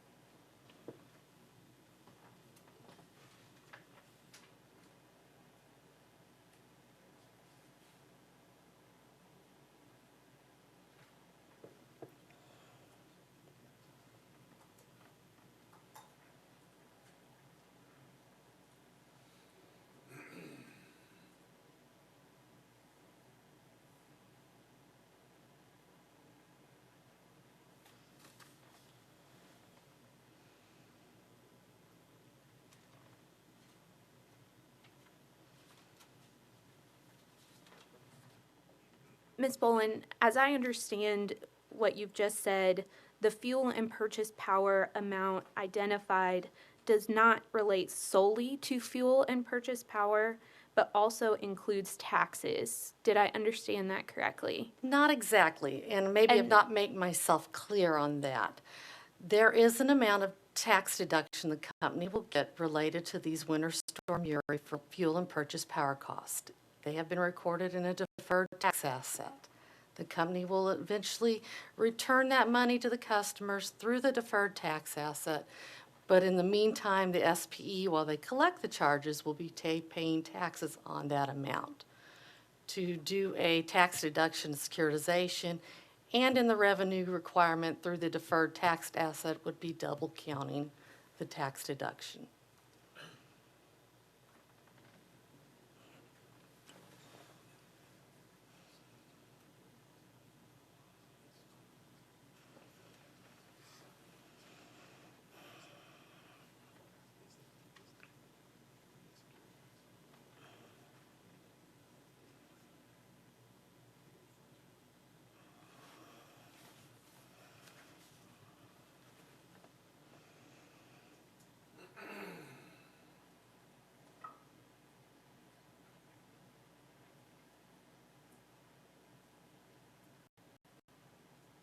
So, Ms. Bolin, as I understand it, is the deferred tax amount you referred to in the securitized amount?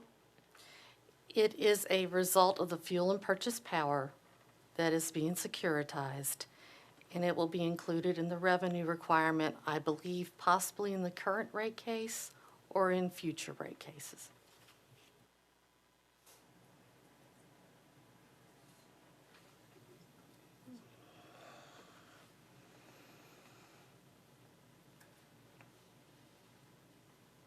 So to confirm, it is not in the securitized amount, The deferred tax asset, correct?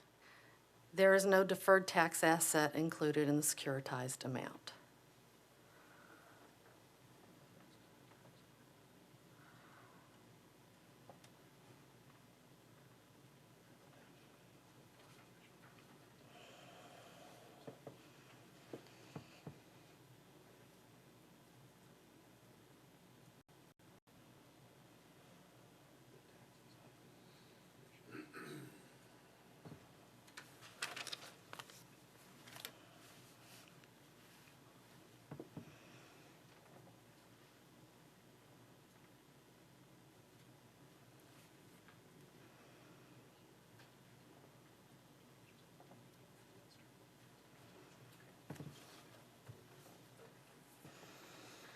Ms. Bolin, I'd like to take us back to the statute. And there, You identified that taxes are included in the definition of financing costs. they are. Now let's turn back to the definition of securitized utility tariff charge.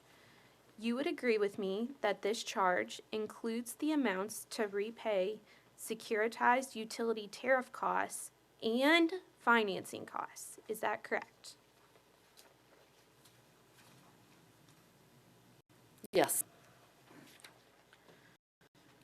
So to put these pieces together, if the taxes owed on the amounts collected through the non-bypassable charges are part of the financing costs, and the financing costs are collected through the non-bypassable charges, then the taxes owed on the non-bypassable charges have to be collected on the non-bypassable charges. Is that through the non-bypassable charges? Is that correct? And I apologize for My stumbling. understanding is the taxes will be paid on the securitized utility tariff charges, and that the deferred tax asset will be in revenue requirement, and the customers will be getting the return of that over the lifetime of the securitized charges being paid by the customer.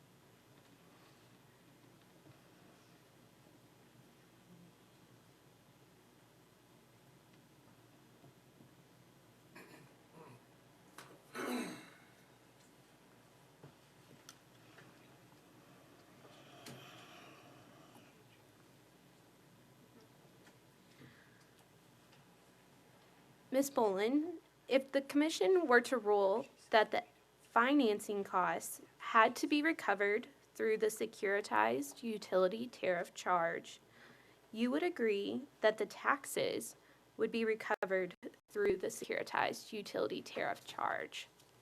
Is that correct?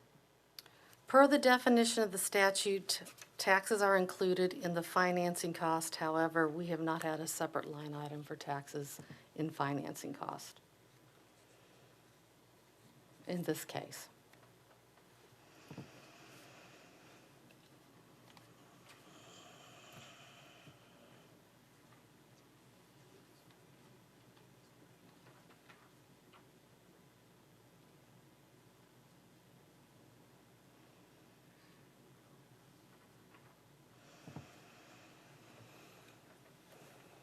No further questions, Your Honor. Any questions from commissioners? No questions, Judge. Thank you. Thank you, Commissioner Holzman. I have a few questions for you, Ms. Bolin. Were you present for Mr. Ives' testimony? For part of it, I was, yes. Okay, do you recall the commission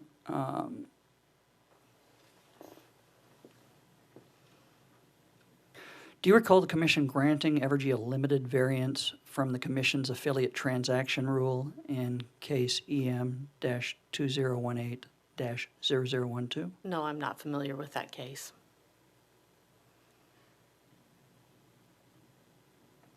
What's staff's understanding of the variance request that Evergy has made? After reading Sir rebuttal of Mr. Ives and hearing his testimony today and reading the position statements, it is just a waiver of the asymmetrical pricing of the financial advantage section of the affiliated transaction rule. Does Mr. Ives' understanding of the commission's affiliate transaction rule waiver in this merger case agree with staff, or in the merger case agree with staff's? In the merger case, I'm not familiar with the merger case. I'm sorry, allow me to rephrase. Does Mr. Ives' understanding of the commission's affiliate transaction rule, as you know it, waiver, does his waiver request agree with staff's? Yes, it does.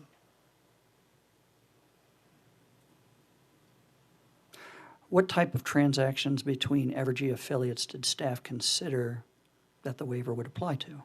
It was mainly corporate support items such as the collection of the fees, any servicing fees, administrative duties they will have to do for the SPE.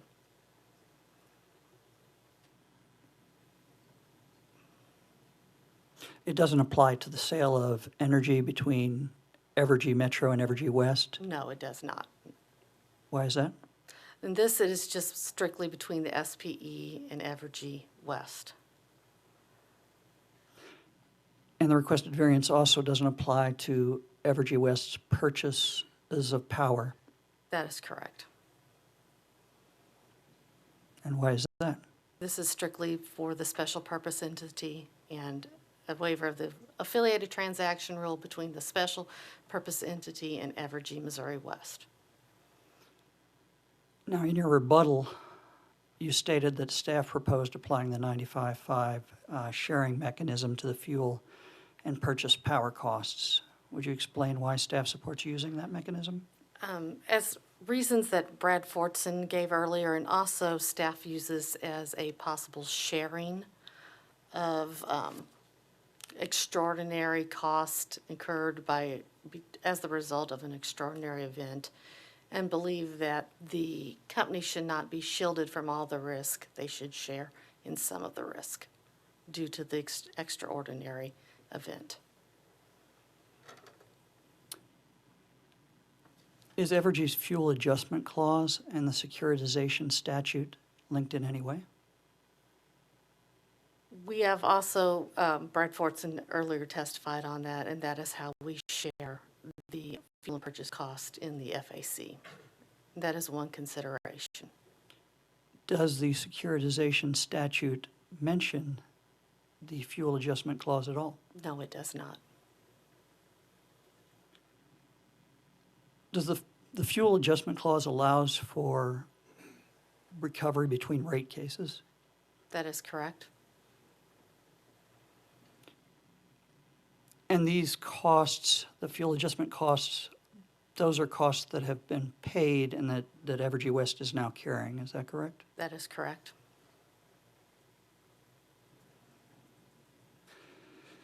If these fuel and purchase power costs ran through the FAC, what period of time would they be paid back over by Evergy's customers? In normal circumstances, it would be, I believe, 6 months.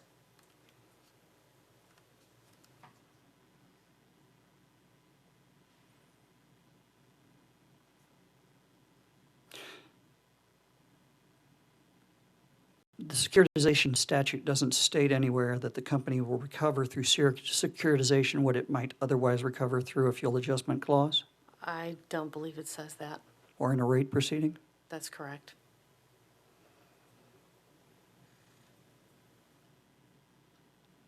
If securitization is properly done, will it always be a benefit to the ratepayer over conventional rate making? What exactly do you mean by properly done? I mean, assuming everybody's calculations are correct and there aren't numbers that go wild. If securitization goes as the statute intended. It should be a benefit for the securitization statute to be applied.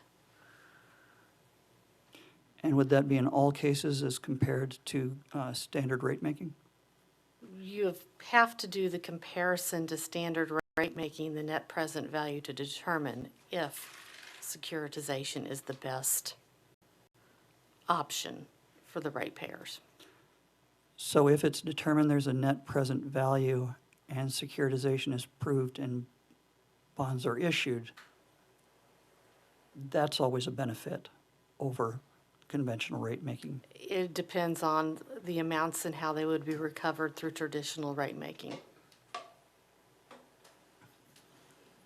Are there incentives built into the securitization statute for for Evergy West customers? I don't know exactly what you're defining incentive as. Benefit. Could you repeat that again? Are there benefits in securitization for Evergy West's customers? In this proceeding, yes. And what are those benefits? It would be a reduced cost to the customer versus traditional rate making. Would it also be a recovery over a greater period of time? It possibly could be.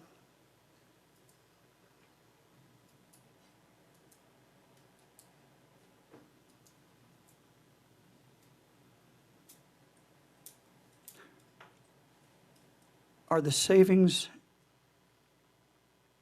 in this case, strike that. What's the benefit to the company by securitizing these costs? They get their money. Well, as soon as they sell the bonds, they will get their money, and they will collect it sooner than they would have if they would normally go through traditional rate making. But their customers will be paying it over a number of years. That is correct. Are these costs recovered through a charge on the customer's bill? Yes, they are. Are they technically rates?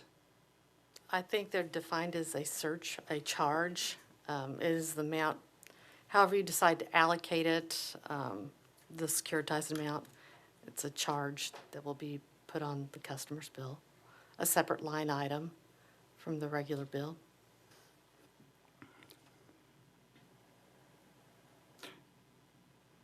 Is one of the commission's mandates to establish rates that are just and reasonable? Yes, it is. And that would be just and reasonable, not just to the ratepayer, but also to the company? I believe it would, yes.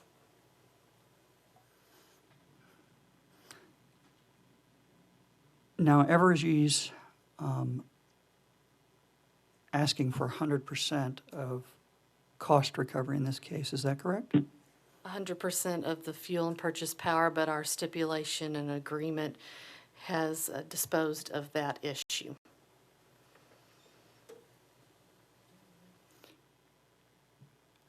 Evergy is asserting that at a 100% recovery, there is still a net present value to the customer, is that correct? Under their scenario, yes.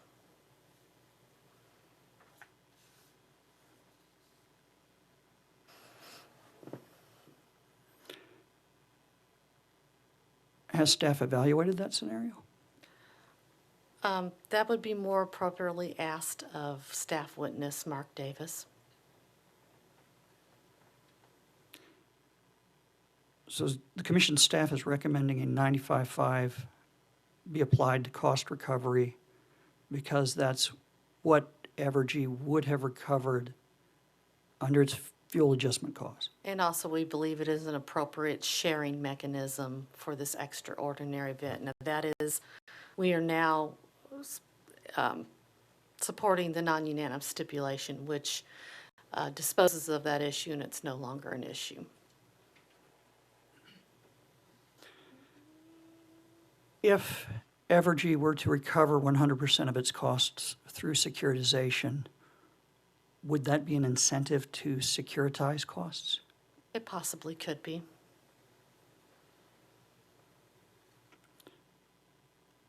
Does staff's proposed 95.5 recovery of costs remove that incentive?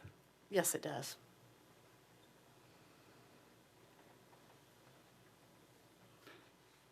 Those are all the questions I have. Are there any questions based upon bench questions? Velvet? No, Your Honor. Nucor? No questions, Judge. MECG? No, thank you, Judge. Evergy? Just a couple, Judge. Ms. Bolin, and like the next to last question that Judge Clark asked you about the company's argument that 100% of the cost should be securitized, not 95%. When you say that that issue had been disposed of, that's because of the considerations that led to the non-unanimous stipulation and agreement. Is that correct? That is correct. Okay. We have settled this issue through the non-unanimous stipulation and agreement. So the numbers that are in the non-unanimous stipulation and agreement reflect staff's view that approving that agreement would result in just and reasonable rates or a securitized utility tariff charge. Yes, it does. Okay. Just a technical question on the fuel adjustment clause. Am I correct that it's that the charge is recovered over 12 months but accumulated on a 6-month basis? It possibly could be. I'm not as familiar with the FAC charge. Okay. Then just one more question about the FAC. Would fuel adjustment clause recovery by Evergy Missouri West also be impacted by the PISA statute, PISA in all caps, the plant and service accounting statute, and the caps that are under the PISA statute? Is that correct? Yes, that is correct. Okay. All right. Thank you very much. Any questions based on bench questions from OPC? No questions, Your Honor. Any redirect by staff? Very briefly, Judge. I guess working backward here, Ms. Bolin, the judge asked you several questions about the 95.5 sharing mechanism and the FAC statute and the securitization statute and how they, if they were related or if they referred to one another and how they interplayed with each other. Do you have the statute, the securitization statute in front of you, 393.1700? Yes, I do.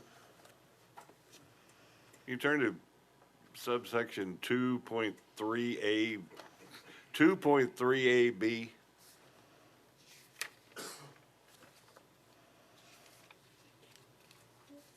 I believe I am there. So it should say no later than 215 days. Do you see that? Yes. Repeat what? How about if I just start over?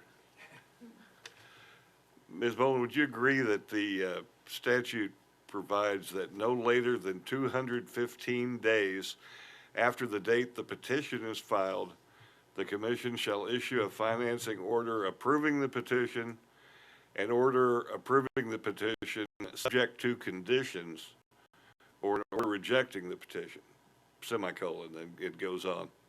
Did I read that correctly? You read that correctly. So would you agree, based on that, that the securitization statute allows the commission to condition its securitization orders, or excuse me, let me rephrase that, its orders in securitization cases to reflect whatever conditions the commission may deem appropriate?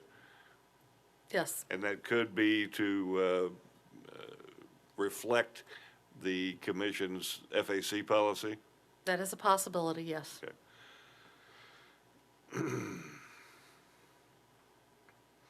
In questioning from Ms. Van Gerpen, you referred to a deferred tax asset. Now, can you explain what you were referring to there, and was it an asset? Should it have been an asset or a liability? I am sorry, it should have been a liability. Okay. So in the questioning to responses to Ms. Van Gerpen, your responses referring to a deferred tax asset should have said deferred tax liability? That is correct. Okay. In your questioning from Ms. Van Gerpen, you also, she directed you to page 3 of your surrebuttal testimony, beginning on line 13, and had you read or read to you the statement you make about Mr. Riley being incorrect, and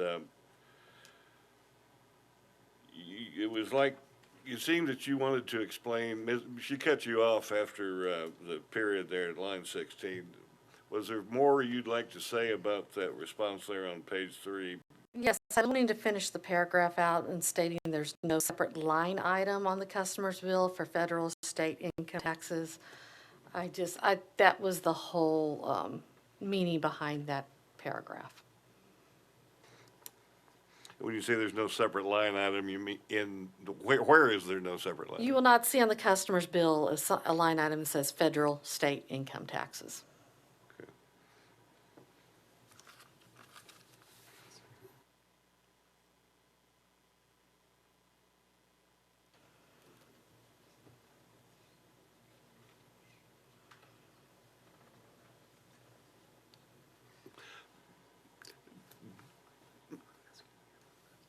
Ms. Boland, I'm not sure, going back to the question from Judge Clark there toward the end of his questioning, I'm not sure this came across clearly, but he asked you something to the effect of, does maintaining the 95-5 sharing mechanism eliminate the company's incentive to securitize extraordinary costs?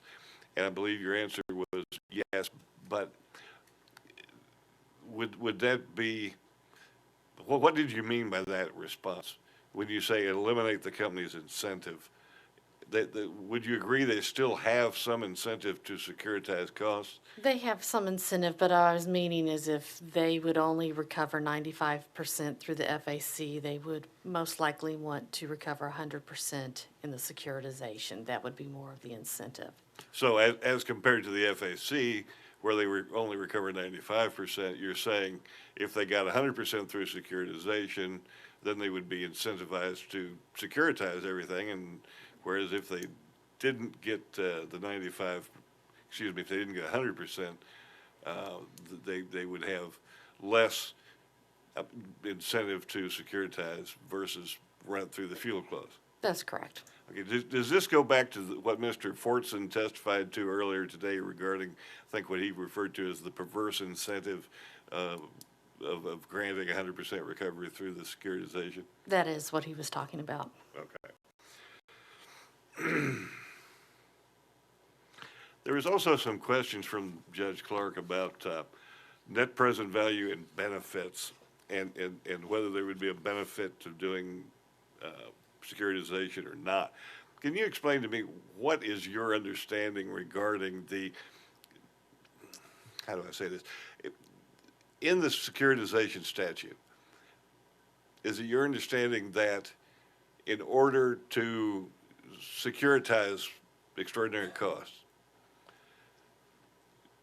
the parties, and that actually it's on the company, I think, to show that there are net present value benefits to the company's customers by securitizing versus traditional rate making? That is correct. Okay. So it's a matter of finding, you find if there is a benefit from securitization, and then you do the securitization. It's not the other way around. You don't decide to securitize and then look for benefits. You have to find there are benefits before you say, yes, securitization is the way to go. You have to compare the customary rate making versus securitization to determine that securitization should be allowed.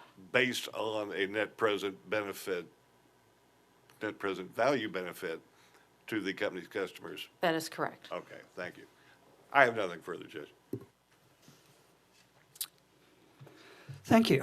This seems like a good time well, I'm sorry, Ms. Bolin, you may step down. This seems like a good time to break for lunch. It is now 12:19. Why don't we all come back at 1:30? And we will go off the record.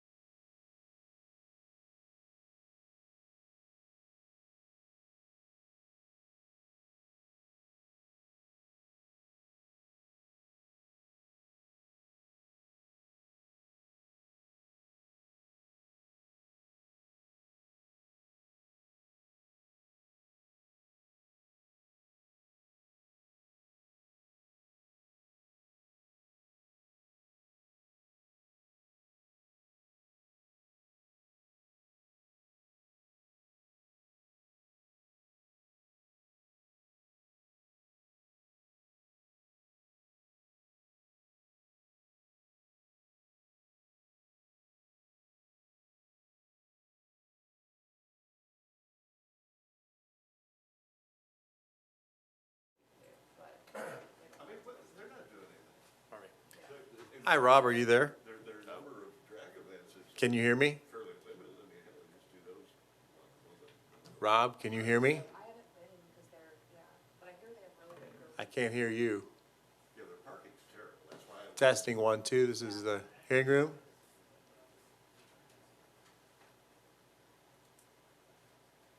Oh, I got mine on mute. Hi, Rob, are you there? Yeah, Brian, I'm here. Okay, great, awesome. I talked to you and I forgot I'd actually muted for stuff in here, so. Great, well, I can see you and I can hear you. Alrighty, thank you. Okay, thank you, that's all I needed. Appreciate it.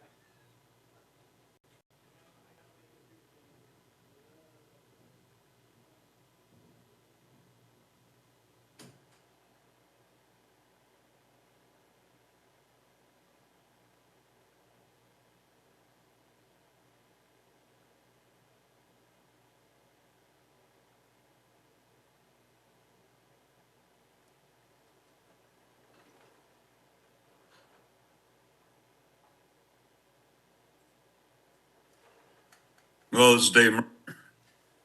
Hello, Mr. Murray, this is Brian, how are you? Pretty good. Can you see me? I cannot see you, I can hear you playing. I think I can only see your name. Let me see what. Do you have a What? camera turned on there? Let me see here. Using a laptop, I assume? I am. Okay. You sound great. Yeah, do sound better. Listened to good last night, but the good bad is coming through. All right, start video. There you go. Sorry. We on? There we go. Aha, I can see you now. All right. Okay. That's literally all I wanted to do is make sure that we could see you and hear you. So, Okay. that's it. So we'll talk at you tomorrow. I think. I'm not sure when you. I'm getting a lot of feedback. Are you getting that? It sounds like maybe your volume is up pretty loud over there. I'm not sure. I'm not getting any feedback here.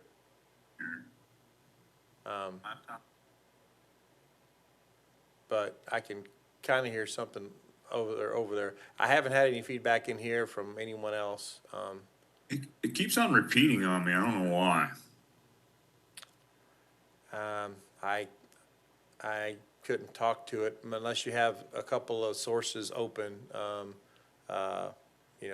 Maybe you have 2 microphones or 2 speakers or something of that nature. You may try putting in a headset or something. I don't know, but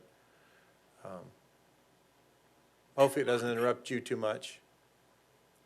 Is it possible that I do the video and just call in? Just a phoner. You can do that. Well, yeah, is it possible I just go ahead and call in, turn off my volume, and have, because I'm sure they'll probably want to see me. I don't know. I don't think it matters, but it's up to you. You can do however you want to do it. If they're okay with me calling in, that'd be fine, because yeah, I'm getting a lot of feedback, and that's gonna bug the heck out of me tomorrow. I understand. Well, if you want to hang up and try calling me back on the phone, and I'll just stand by and do it. We can do it right now and see what you prefer. Sure. Yeah, let me go grab my phone. Okay. Thanks. You might be able to just change your audio. to your phone. I have it call me all the time. Yeah, that's what I was thinking.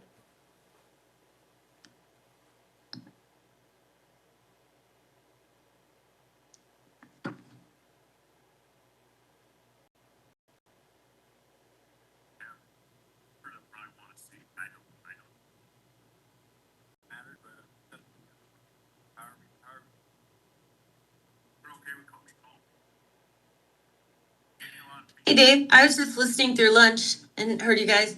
Do you know how to change your audio on your computer when you're in, because you might just be able to have it call you.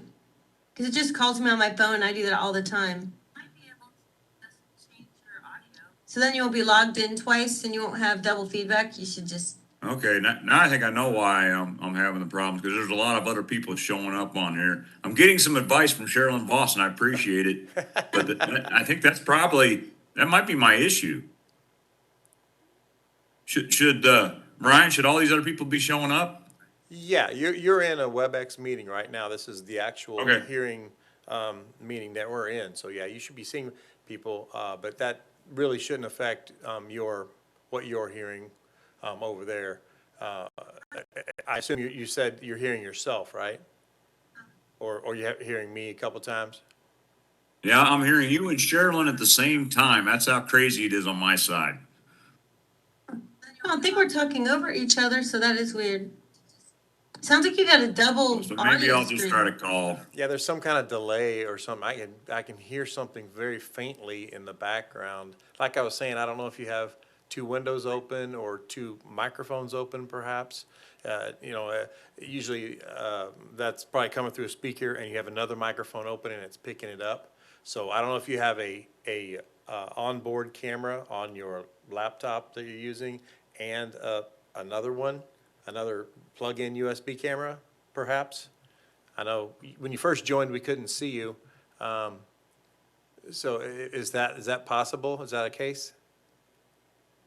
Dave?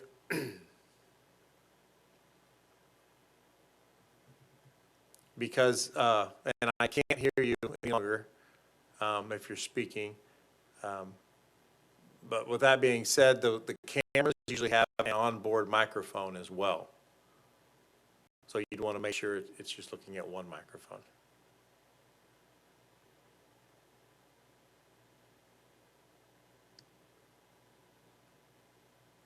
Did you hear any of that there, Dave? Looks like you're calling in. Hey Brian, what I always do is have it call me. Yeah, have them call us, you mean? Yeah, when you change your audio input, it'll let you put in a number to call, and it'll block out your computer's audio in the phone. But you may be right. I wonder if he has two meetings open at once. It's that, or he has two microphones. It didn't sound bad in the hearing room here, but it was for him. But it's hard to diagnose, over there. Well, I'm gonna go get a sandwich before they start back. But I thought, while I was listening, I hope to. So Dave, can you hear me any longer? Okay, if you're hearing me, I can no longer hear you.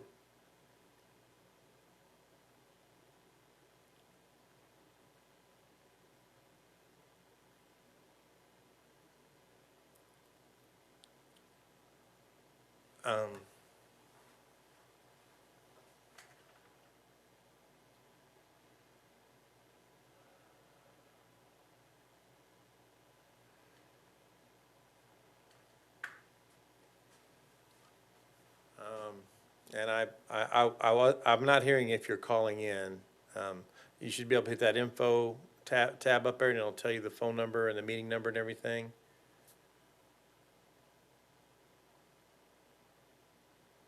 But something you changed. I can no longer hear you, but I can see you.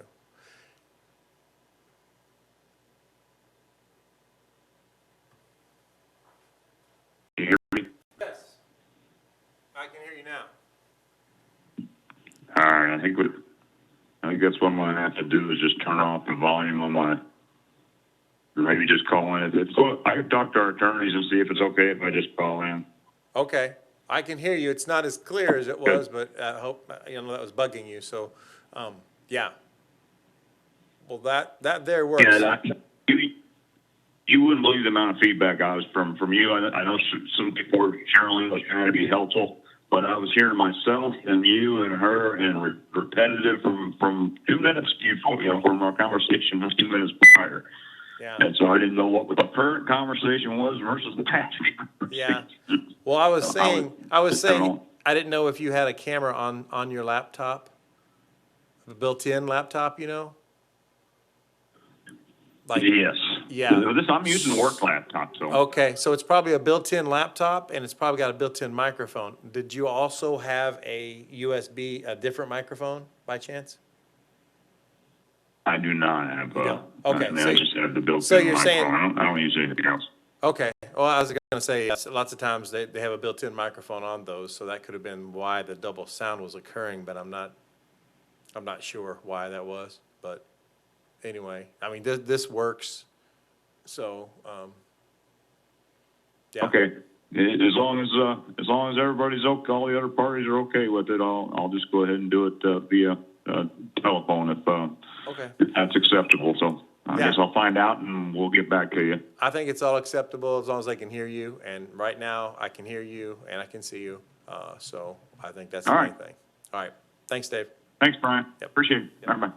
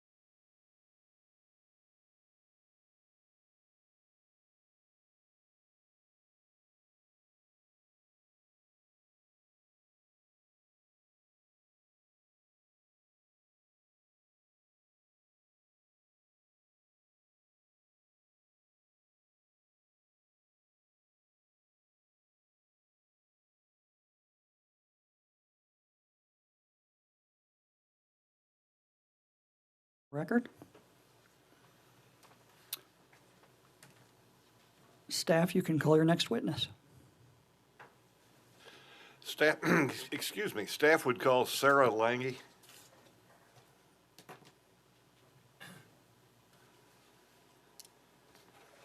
Would you raise your right hand to be sworn? Do you solemnly swear or affirm that the testimony you're about to give at this hearing is that this evidentiary hearing is the truth? Yes. Please be seated. Staff, you may inquire.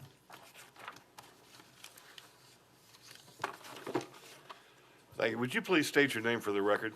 Sarah Lynn Cleathramus Lange, By whom are you employed and in what capacity? by the staff of the Missouri Public Service Commission as a economist. Are you the same Sarah L.K. Lange who caused to be pre-filed in this case the rebuttal testimony of Sarah Lange, which has been pre-marked as Exhibit 104? I am. Do you have any corrections or additions you need to make to that piece of testimony? I do. In the schedule, the specimen tariff schedule, on page 3, there is a definition provided for true-up amount. And in that definition, I inadvertently included an addition of projected sales. So the plus projected sales would be deleted. Where is that again? I'm sorry. Schedule? In, I believe it is, I want to say Schedule 2. It's the tariff schedule on Okay. page 3. Page 3, okay. Yes. Page 3 of 5. All right, thank you. All right, with that correction, if I were to ask you the questions contained within Exhibit 104, would your answer be the same as contained therein? Yes. And are those answers true and correct to the best of your information, knowledge, and belief? They are. Judge, I would offer Exhibit 104 into the evidentiary record. Any objections to admitting Exhibit 104 onto the hearing record? Exhibit 104 is admitted onto the hearing record. Thank you. I tender the witness for cross-examination at this time.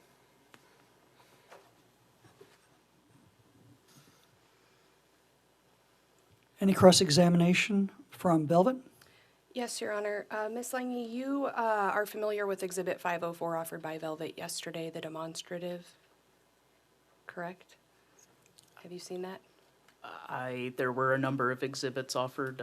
Could you refresh the title or general characterization of the exhibit? It was a calculation of, I can hand you a copy. How about that?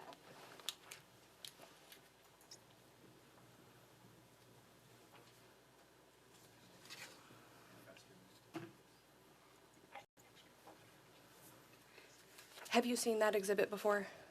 I saw it yesterday. Okay.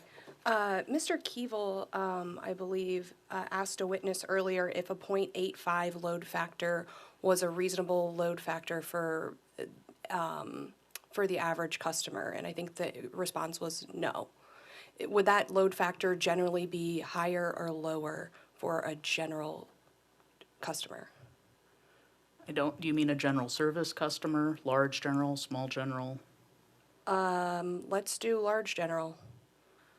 The class average load factor for large general, I believe, is in the 40s. I think there's individual customers who are in the upper 90s and individual customers who are in the 10s. And what about for LPS? Comparable. Okay. So if one was to calculate the impact of your proposal on the customer classes, you would agree that the correct calculation is the kilowatts times the rate times hours per year times the load factor, correct? No, I did not understand how this spreadsheet was set up or why you would set it up this way instead of just using surrogate loads. Okay. Would you, if someone was to use a 0.85 load factor with respect to LGS or LPS and run this calculation, you would agree that that would overstate the impact on those classes? I'm sorry, could you repeat that? If you use the 0.85 load factor for the LGS or LPS class in calculating the impact on those customers, you would agree that would overstate the impact on the customers, correct? This is where I'm confused between slipping back and forth between customers and classes. I don't understand the question as asked, I'm sorry.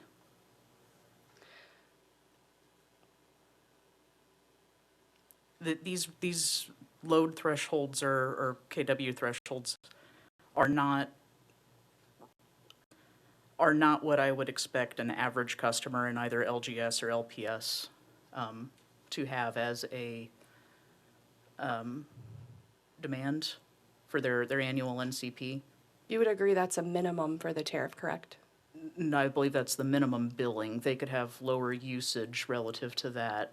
This would just be what they would pay for their minimum demand charge and minimum facilities demand charge. Okay, so except for a moment on the first line, that for LGS, that calculation where it says 3,675 was done with a 0.85 load factor. Can you accept that?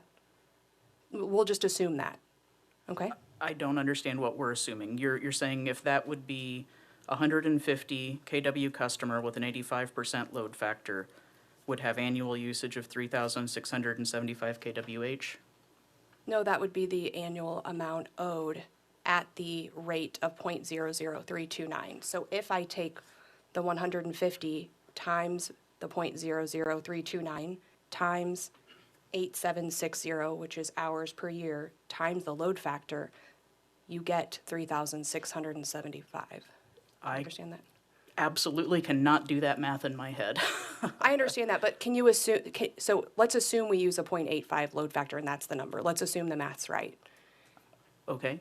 And your testimony today is that the load factor for LGS on average is somewhat lower, correct? I would expect it to be roughly half for as a class average, again, with individual customers having much higher and much lower. So if we assume that the number on this chart used a 0.85 load factor, then we can also assume that that is an overstatement of what the impact to the LGS class might be.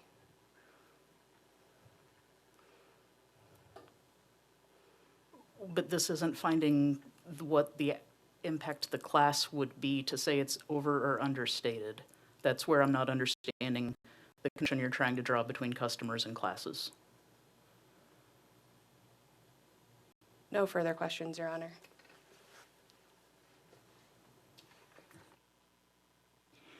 Any cross-examination from Nucor? Yes, briefly, Judge. Good afternoon, Ms. Lange. Good afternoon. Do you have Exhibit 104 in front of you? No. Isn't that your testimony that we just put in? Yes, sometimes a copy is provided by our staff counsel and sometimes it is not, and I didn't want to print extra if we didn't need it. Okay. Well, then I will have a copy of it handed to you very quickly. Thank you. Thank you. Now I'll try to do all this off of memory since you have my copy. I have turned to page 10. Do you see that? I see that. And that is Exhibit 104. I don't know if you need to look at it, but It sure looks okay. like it, yes. And I'd like you to take a look at lines 13 through 16 on page 10, and just take a moment and read that to yourself. Yes. Okay. Are you familiar with the statutory exemption for customers for customers taking service under a special contract entered prior to August 28, 2021? Yes. Okay. And I think your testimony here says that Nucor takes service under such a special contract. Is that correct? It does. Okay. And tariff SIL applies to Nucor, correct? That is my understanding. So staff is not proposing to apply the securitized utility tariff charge to the SIL tariff, is it? I think that I have to make the caveat here of saying staff is agreeing, or staff would agree with you that service to Nucor as it currently exists is exempted from the SUTC. I think that there could be another customer who enters that, or Nucor could be served under some other terms.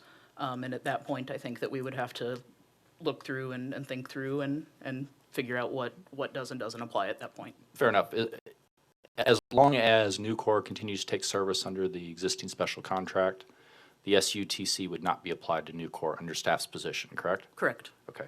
And similarly, with respect to the non-unanimous stipulation that's been filed that has a rate design component to it also, as long as Nucor continues to take service under the special contract, the SUTC would not apply to Nucor under that non-unanimous stipulation if it was adopted. Correct, and I will give the caveat of, I guess, in theory, barring further statutory changes, because they can do all kinds of things. That What they do in the white building, we don't know, right? Exactly. So, okay. I have no further questions, Judge. Any cross-examination from MECG? No, thank you, Judge. Any cross-examination from Evergy? No, thank you, Judge. Any cross-examination from Public Counsel? No, thank you, Your Honor. Any questions from commissioners? No, thank you, Judge. Thank you, Commissioner Holzman. I have a few questions for you, Ms. Lange.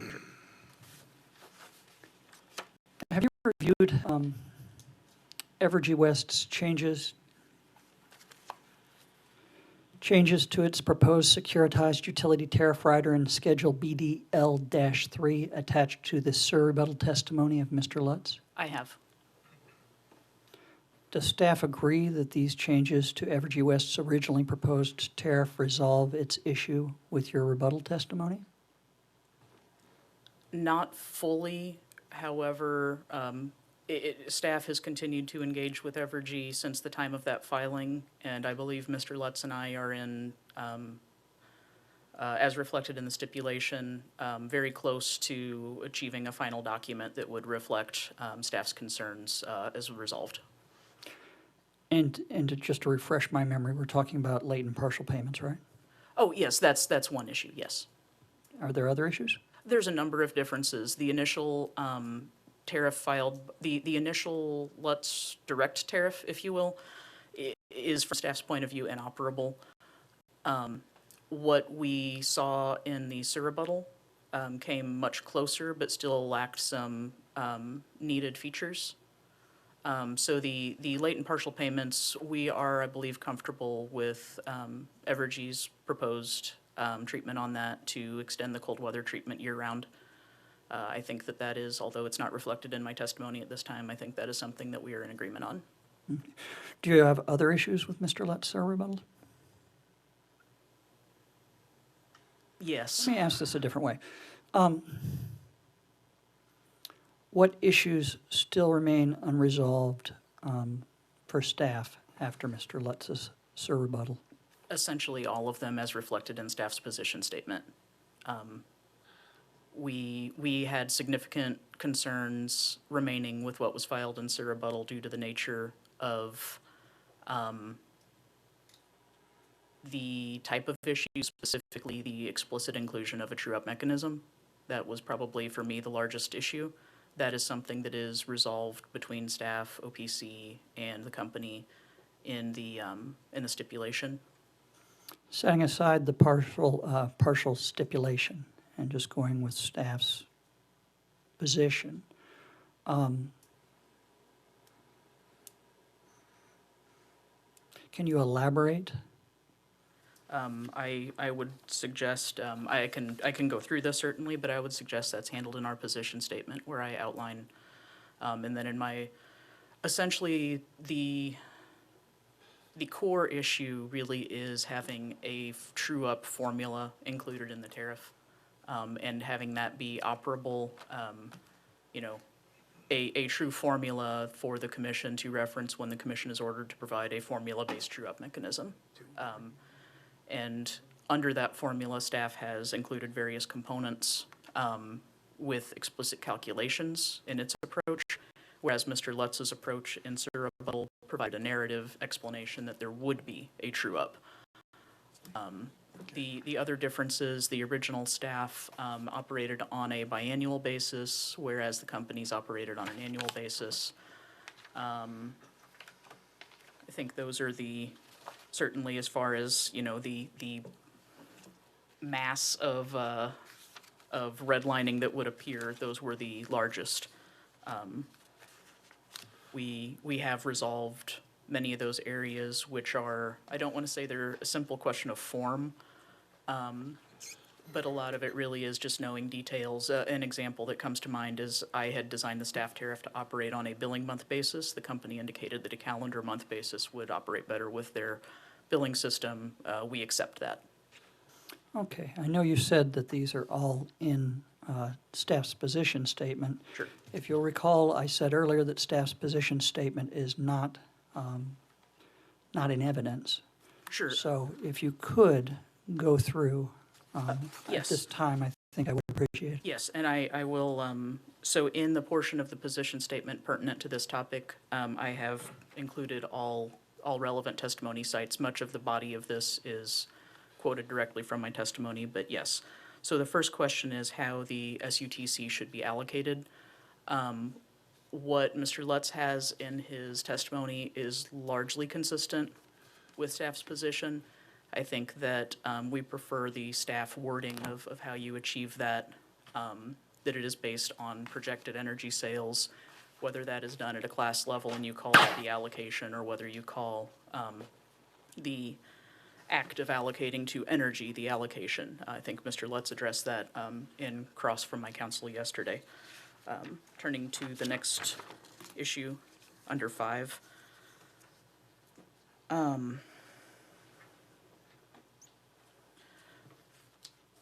So I think there I indicate that the basic information necessary to implement rate filings and calculate true-ups is lacking. That can be found in my rebuttal testimony at page 12 through page 14.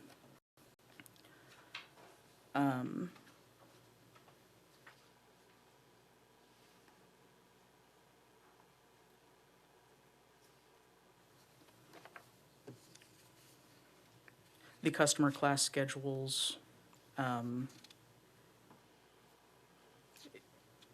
Sorry, I'm trying to mentally resolve the differences between a 10-page document and a 9-page document, and I'm having some difficulty going through that issue by issue.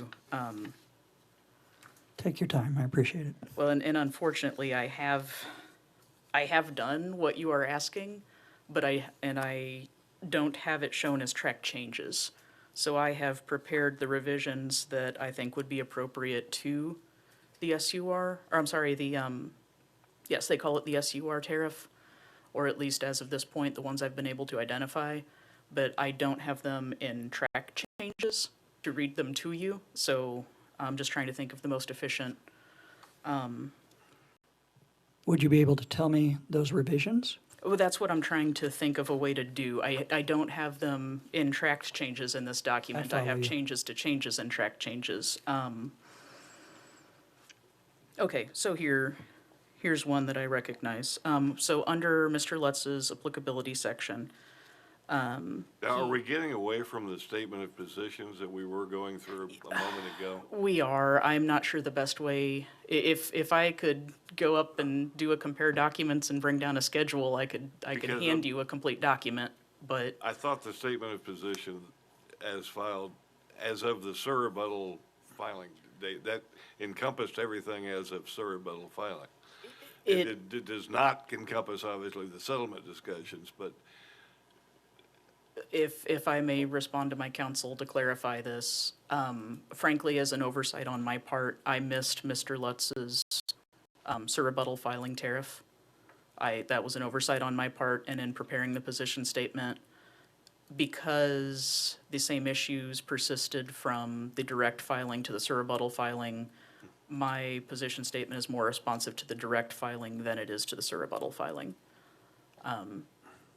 But I understand you've said to set aside the settlement, but from my view, the progress that's been made with Evergy in preparing a settlement tariff is consistent with the direction that I would take in preparing a revised staff tariff, if you will. I haven't, I just don't know an efficient way to do this rather than reading in 11 pages of single-space text. Judge, could I make a comment? Jim Fisher. From the company's perspective, I think Ms. Lange and Mr. Lutz are very close to having a document.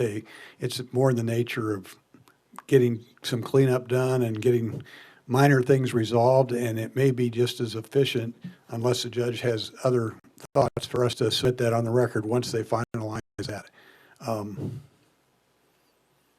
But that would be our suggestion on how to handle that.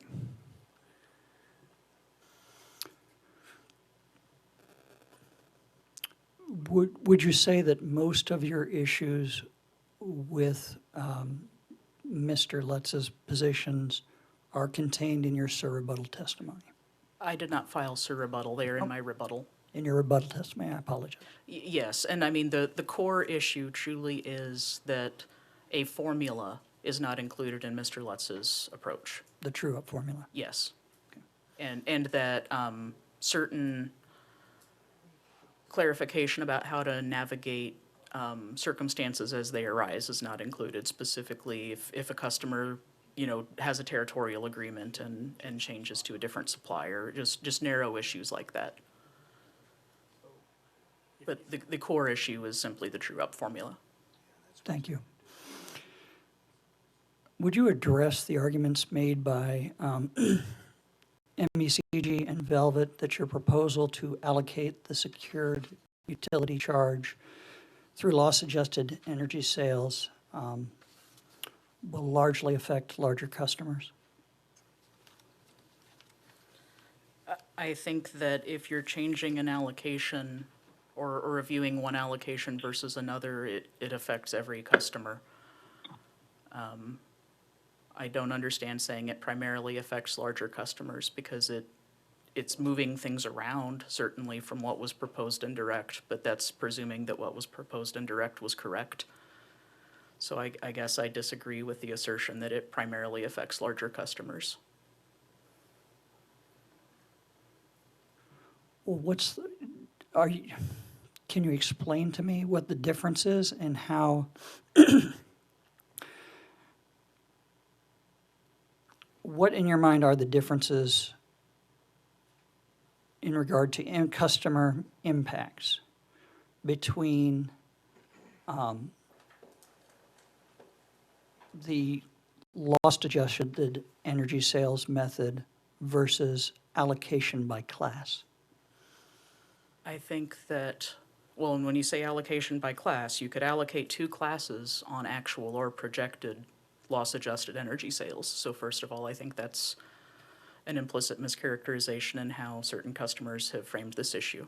But more to your point, I think that the result of allocating these energy costs on the basis of energy is that customers who are in the residential and SGS rates will pay probably a little bit less per kWh than they were if allocated as proposed in the direct testimony of Mr. Lutz. I think customers who are in the LPS and LGS rate schedules will pay a little bit more than they would have if allocated as proposed in the direct testimony. And that's both on the initial allocation. As things work through with true-up, I don't know what the impact of those will be. And in either scenario, I think we're looking at a significant change in customer identity from those customers who were on the system and consuming energy in the quantities they were consuming it during February of 2021 versus the customers who will be on the system and consuming energy in the quantities that they consume it for the next 14 to 16 years.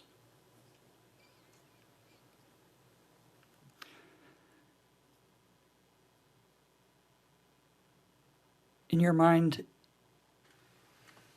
are there advantages to allocating the securitized utility charge by loss-adjusted energy sales over other forms of allocation? I don't know why other forms of allocation would come up on something that is this clearly energy cost related if this was done through the FAC. So yes, the answer is yes, because I wouldn't contemplate allocating this any other way. It's allocated on energy through the FAC. It would be allocated on energy. If it were normal expense in a rate case, it would be allocated on energy. If it were an AAO in a rate case, in my experience, performing dozens of CCOS studies. And why is that so obvious? It's energy cost. If you look at any, particularly if you look at any MECG, MIEC, or utility filed class cost of service study that's been conducted going back 2006 is where my immediate familiarity cuts off. But throughout that time, fuel costs, purchase power costs, other than capacity contracts, are allocated to the classes on an energy basis, as well as off-system sales are typically allocated to the classes on an energy basis.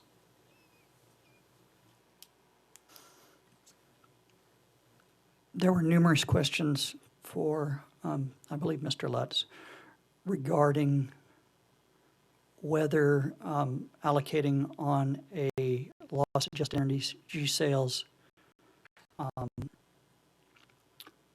correctly applies, correctly links the charge to the cost causers. Do you believe that loss-adjusted energy sales does that?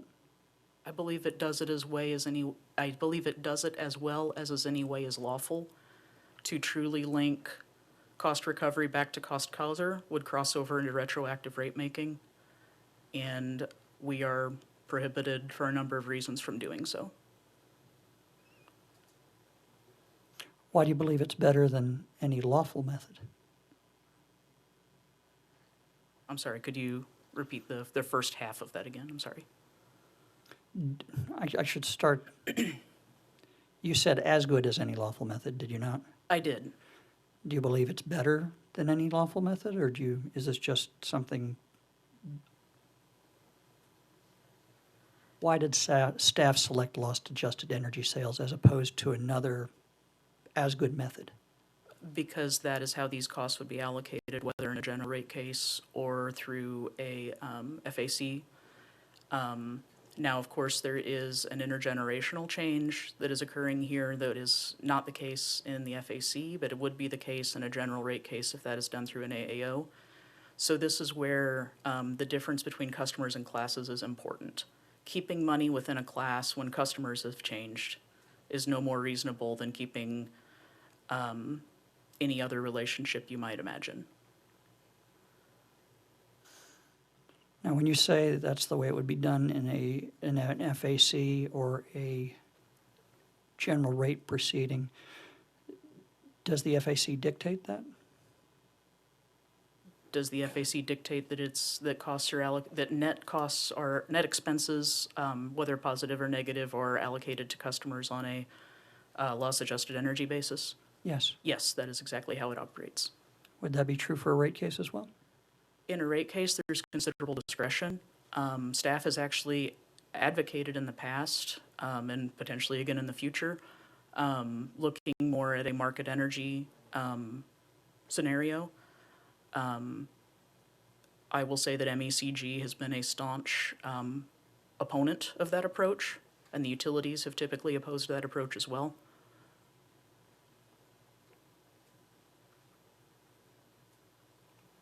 Okay, I have no more questions. Any recross from Velvet? No, Your Honor, thank you. Any new core questions based on commission questions? No questions, Judge. Any MECG questions based on commission, on bench questions? Very briefly, Your Honor. Ms. Lange, hello, can you hear me? Ms. Lange, I believe in response to a question from the judge, you were talking about how you imagine the customer base will change in the next 14 to 16 years or will look different. Do you remember that answer you gave? I do. Can you tell me how you think it'll look different in that time period? I think that we already are seeing this with small customers. I think that the restaurants, shops, small retail that were in existence at the time of Uri, a number of those have closed or changed ownership or changed management. I think that residential customers, by their nature, are born and die and move. And I think that some large businesses, perhaps with less variability than those other classes that I mentioned, come on the system and go off the system, or change the quantity of energy that they use over time.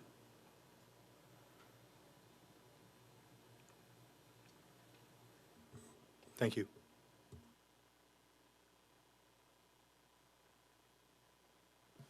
Is that all? That's all I had, Your Honor. Thank you. Any questions from Evergy based on bench questions? Just one.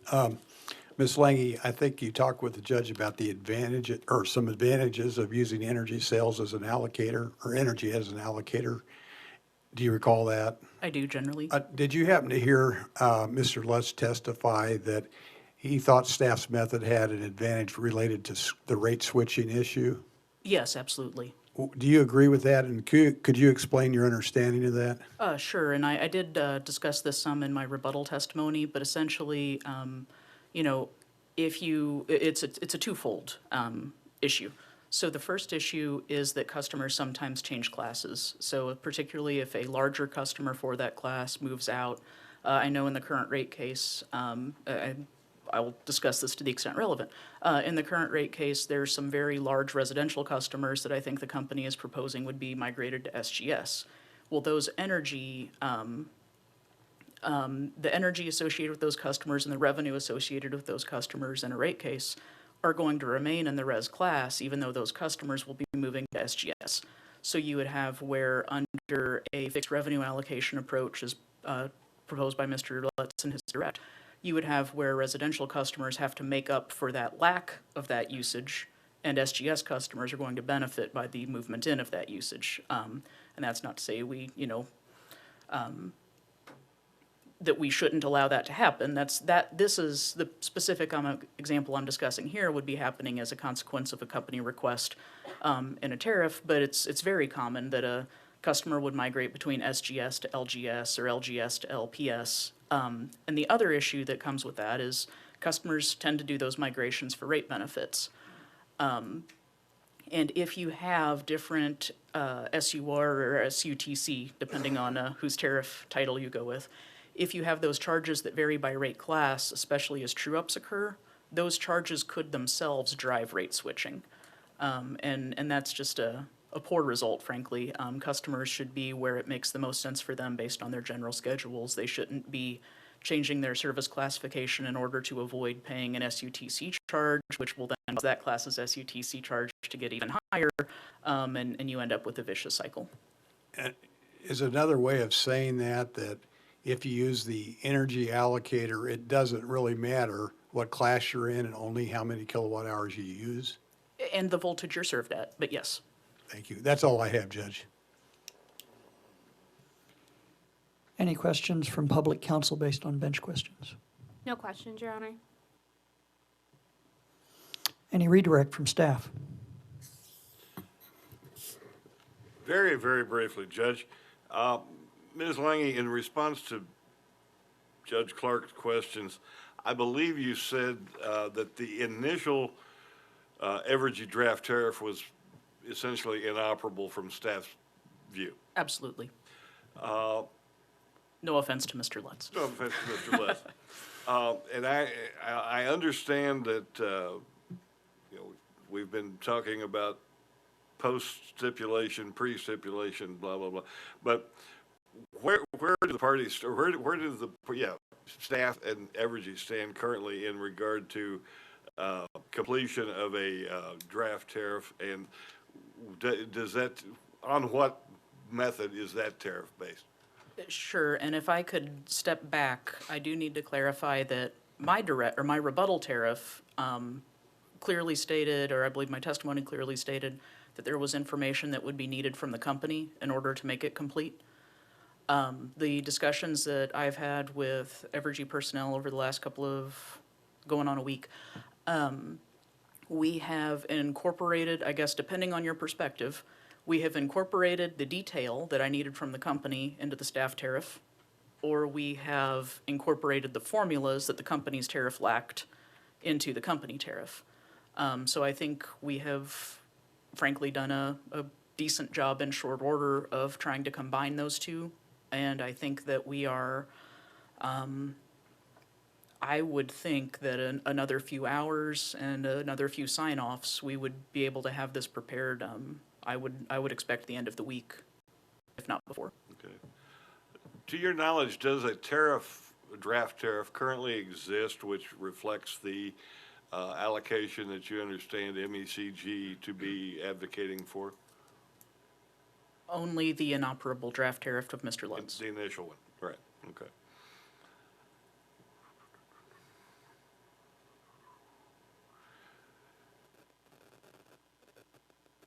You mentioned in response to a question from Judge Clark, something, or you said something about retroactive rate making.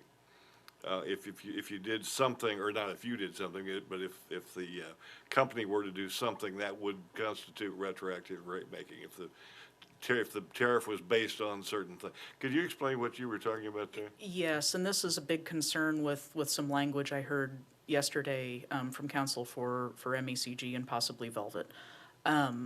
You know, if we go back and we looked at what customers used, and when I say customers, I mean if we tried to identify customers, individuals from 2021, and look at what they used and look at what energy prices were in those hours and look at what fuel prices were in those hours, and we tried to go back and bill those customers for what costs they caused at that time, that is, I think, the definition of retroactive rate making. And I think that is clearly retroactive rate making, and the gradient for when it quits being retroactive rate making is probably a question for the courts.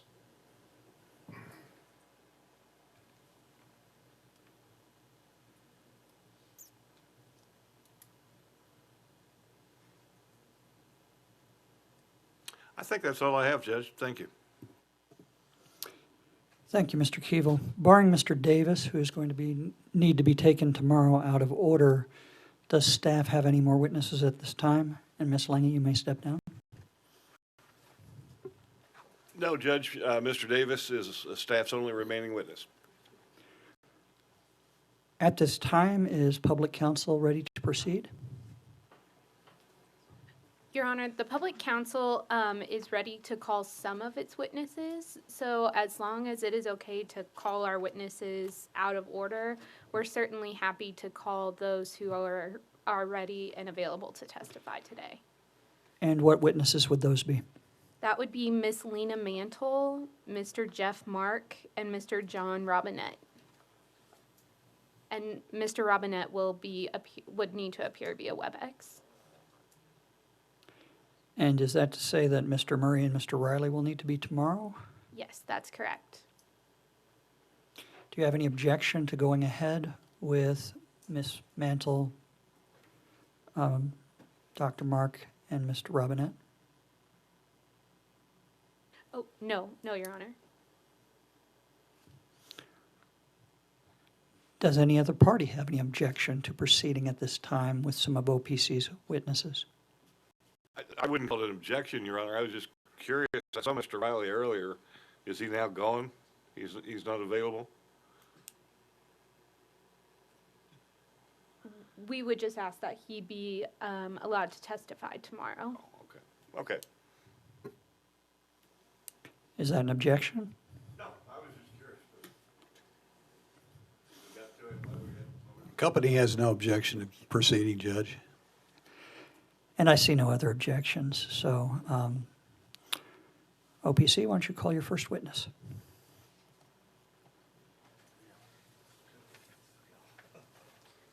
The OPC would call Miss Lena Mantle.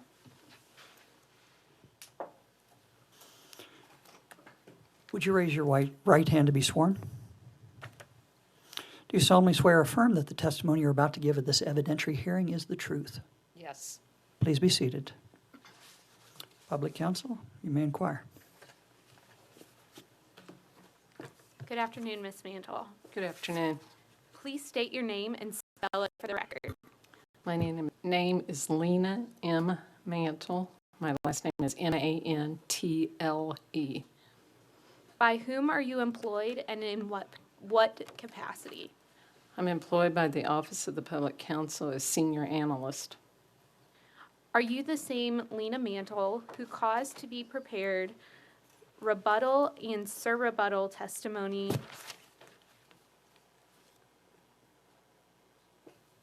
Yes. Do you have any corrections or additions to your written testimony that has been pre-marked as for your rebuttal testimony, Exhibit 201P and 201C, and for your surrebuttal testimony, Exhibit 202? I have no changes to those documents. If I asked you those same questions today, would your answers be the same? Yes. And are those answers true and correct to the best of your knowledge? Yes. Your Honor, I offer Exhibits 201P, 201C, and 202 for admittance and tender the witness for cross. Is there any objection to admitting Exhibits 201P, 201C, and 202 onto the hearing record? Exhibits 201P, 201C, and 202 are admitted onto the hearing record.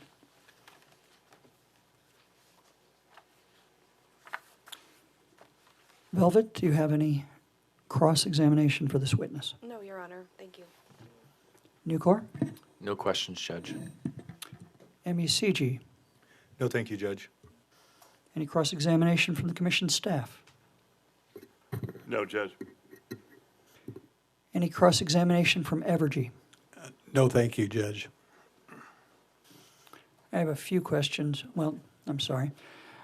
Are there any commissioner questions at this time? I hear none. I have a few questions for you, Ms. Mantle. Does your proposed prudence disallowance of costs that typically flow through Evergy West's FAC just result from the retirement of Evergy West's coal facilities, and with particularity, Sibley Units 2 and 3 and the boiler of Unit 1? No, the disallowances are based on Evergy's decision to retire and not replace with anything that would generate and provide energy to Evergy West customers in a like manner. In other words, that was dispatchable, available when the customers need it.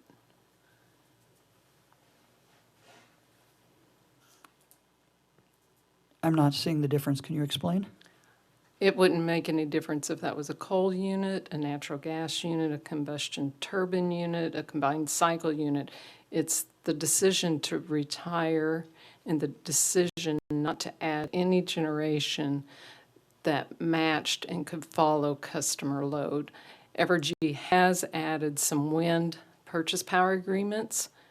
They didn't review those as part of their resource planning process. They just did an analysis that showed that according to their projections, those PPAs would make money for the customers. It wasn't to meet the customer's load. It was to make money on the SPP market. And what has happened is that's not necessarily available when customers need it or when the market has high prices, leaving customers' energy needs to be met by the market at market prices instead of having a generation resource out there that would generate and provide revenues in those same hours to offset those costs. Does Evergy West's FAC tariff require that bilateral energy contracts for the purchase or sale of energy be included in the FAC calculation? For capacity only capacity, whether it's capacity only or a capacity charge in a regular or otherwise bilateral contract, those are only allowed to flow through the FAC if it's a short-term capacity payment or revenue, because with the idea that if it's a long-term, it's going to be in a rate case at some point in time, and it'll be included in revenue requirement. And till the time it's put into revenue requirement in a rate case, that's regulatory lag. Could be either positive or negative for the utility. So those capacity payments or revenues are only allowed if they're short-term, 3 months, 6 months, less than a year. Okay, now when you get to energy payments and revenues flow through the FAC, regardless of whether they were put in the revenue requirement in the last rate case or not. Utility enters into a purchase power agreement in between rate cases, that cost immediately starts flowing through the FAC. And likewise, if they make sales, that is to flow through the FAC. Could Evergy Metro enter into a contract with Evergy West for the sale of energy in addition to its current capacity contract? Yes, it could.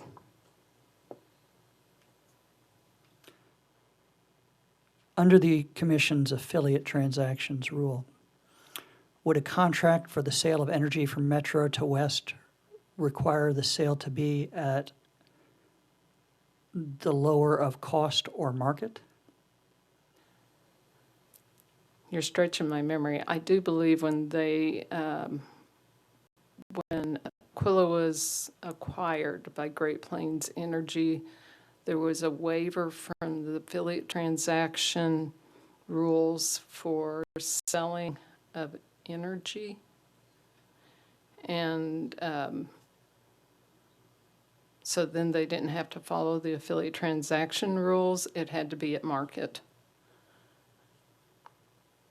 Now, they could enter into a contract agreement at whatever the going market price is at that point in time and not necessarily follow the hourly market, because I'm not aware of a lot of them now because we do have the RTO markets, but there used to be contracts where, well, I guess the PPAs that they've entered into with the wind gives a set amount that is paid per megawatt hour, regardless of what the market price is. So KCPL, or rather Evergy Metro and Evergy West, could enter into a contract for a set price and still follow the commission requirement that that be at market.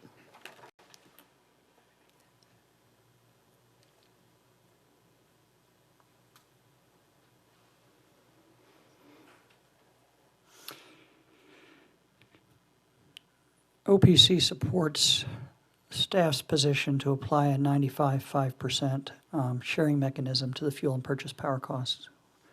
Would you explain why OPC supports that? The commission has many times told us that 5% is the proper incentive to get a utility to effectively manage its fuel and purchase power prices. And I'm not talking just Evergy West, it's for all the electric utilities in Missouri.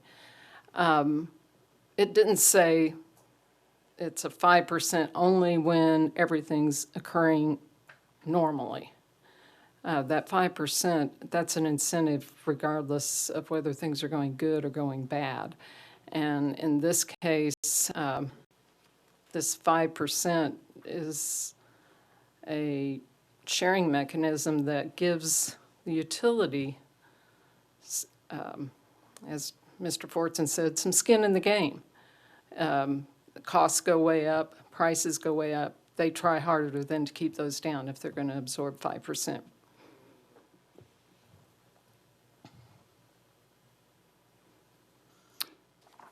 Thank you. Those are all the questions I have.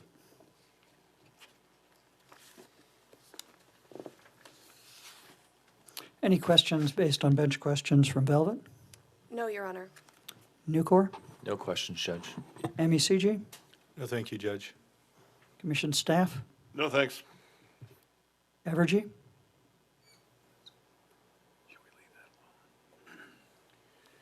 No questions, Judge. Any redirect by OPC?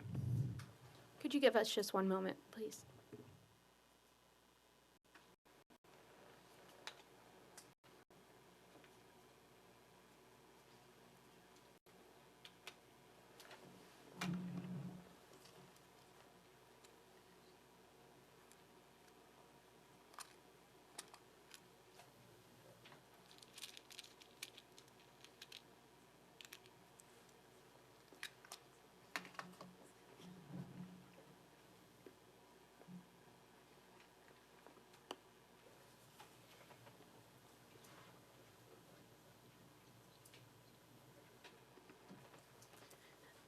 Ms. Mantle, while you were answering the questions from the judge, you mentioned several different terms that I just would like to understand a little better.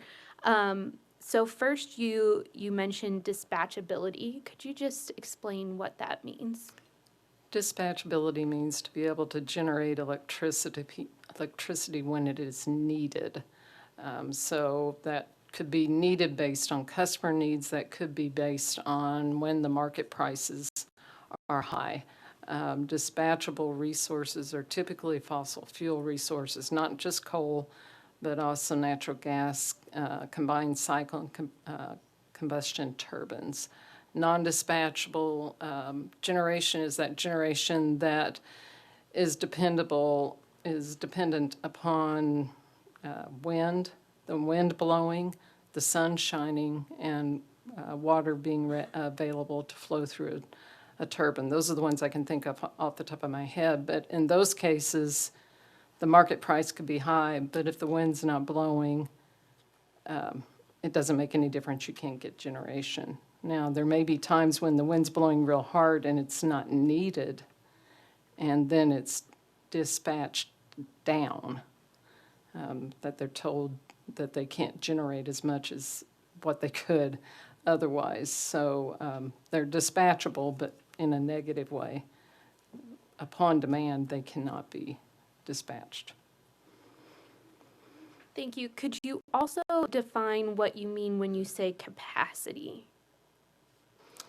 Capacity is the amount of resources able to generate at a peak max. It's commonly referred to as megawatt. Generation resource is typically measured and sized by megawatt. So it's the available amount of energy that's from that plant or that unit. And could you define energy as well? Energy is amount of electricity generated across time. So a 100 megawatt plant, that's its capacity is 100. If it generates for 10 hours, then it generates 1,000 megawatt hours of energy. So that's 100 times 10. That's the energy. So energy is across time, and capacity, or sometimes it's referred to as demand, is at a single point in time. So there is a difference between energy and capacity. Yes, there is.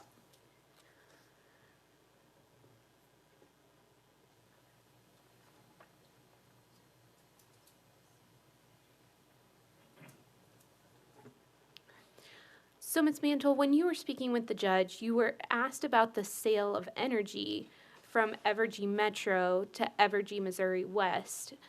Would that have potentially prevented part of the costs incurred by Winter Storm Uri? It would have. What has happened with the capacity-only contracts that Evergy West entered into with the Evergy Metro is that Evergy West is paying for the plant, or partially paying for the plant, but has no ability to get any of the revenues from the generation, the energy that's generated. So more or less it's paying for the plant, but it can't get any energy from that plant. If there was a contract and let's say Evergy West was paying $25 a megawatt hour, then Evergy West would have gotten the revenues from that megawatt hour on the SPP market, therefore offsetting some of the costs that they incurred. Thank you. Now, you also spoke with the judge about the 95-5 split. Do you remember that? Yes. So regarding that discussion, Evergy Metro made a profit during Winter Storm Uri. Did it get to keep 5% of those profits? No, those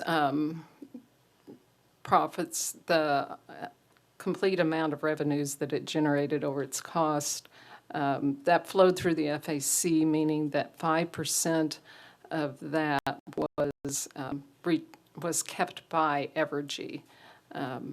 So I will say, I believe it's Mr. Ives talked about how they wanted to return all of that to the customers, and they had asked for that through their AAO. I would agree that that's what their AAO was, but it was also at the same time asking for 100% of the cost from Evergy West. So it was kind of well, if you give me 100%, then I'll give the customers, Evergy Metro's 100% also.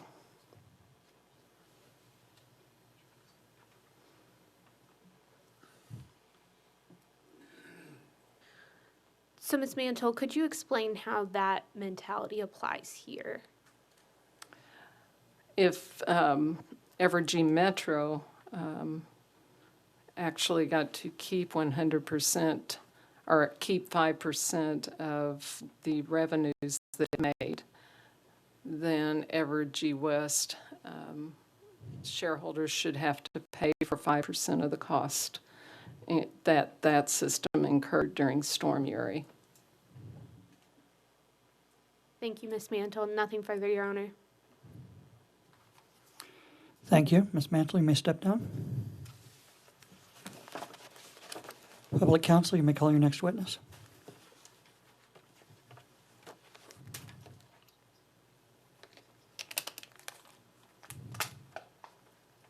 The OPC would call Dr. Jeff Mark to the stand.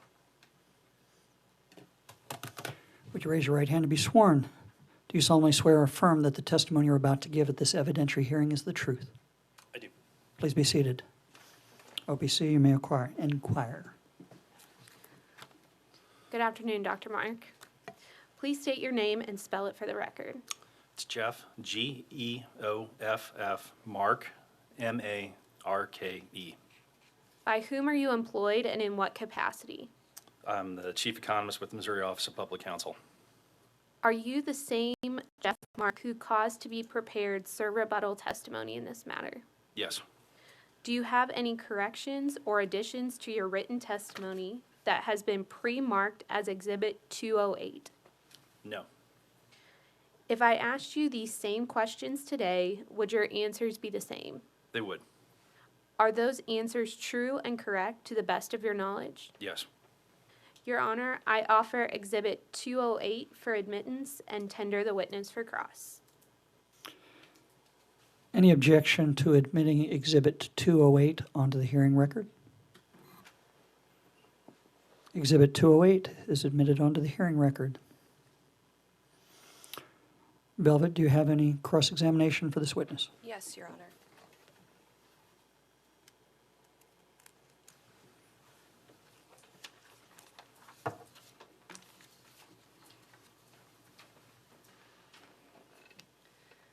I've handed the witness what's been marked as Exhibit 504. Mr. Mark, are you familiar with this exhibit? I am. And that's the demonstrative exhibit that Velvet offered yesterday. Yes. As an employee of the Office of Public Counsel, you are statutorily charged with representing all customers of utilities. Is that correct? That's correct. Okay, so as a hypothetical, let's say a very large company was looking to locate in Missouri, following the adoption of staff's proposal in this case. And they consulted with OPC and said, we know that we qualify for the MKT tariff based on the compliance tariff that's been filed in the 2022-0061 case. Based on those parameters, what are we looking at as far as the securitization charge? How would you go about calculating the annual impact to that customer? I would need to consider what that customer's load factor is, what their average annual energy consumption is, what the historic or the projected energy amount would be. I'd need to cross-reference it with the MKT tariff, the MKT statute. What would I need? That's what's off the top of my head. Okay, so let's make some assumptions. If they meet the MKT tariff, then their monthly minimum billing demand would likely be at 100 kW, right? Or 100,000 kW. Is that your recollection of the MKT tariff? Can you say that again? 100? I think it's 100,000 kW.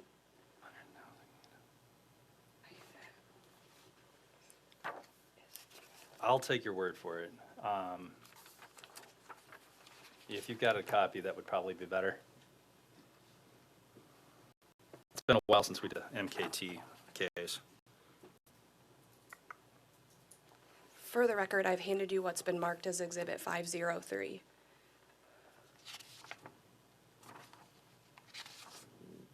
Ms. Bell, do you know where it is in the tariff? If you look at the first bullet, it says operate a facility with a load equal to or in excess of a monthly demand of 100,000 kilowatts. Yes. Okay. So if we assume the 100,000 kilowatts, and then if you'll go with me to the second bullet, which references a 0.85 load factor. Do you see Okay, that? I see it. So if we take those two as givens, and if we assume transmission level service such that the rate is the same as Mr. Lutz's surrebuttal testimony of 0.00382. So those are three knowns. How would you go about calculating the annual impact to an MKT customer? I don't think I can answer that with the information I have, or at least not in my head. Sorry. And I'm not asking you to calculate it in your head. Can you tell me what the formula looks like? How do you calculate the annual impact to a customer? All right, so 100,000 kilowatts, so meeting the threshold for number one, and a full load at 0.85.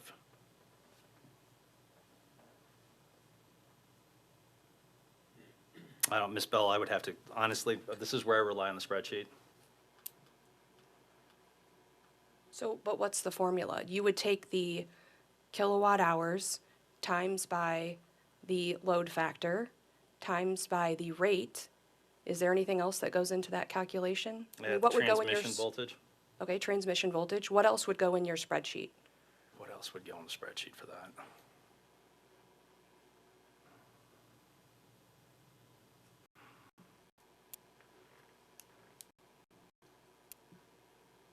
I guess what's giving me pause is whether or not the market rate statute requires any additional inputs. Is there a market rate statute?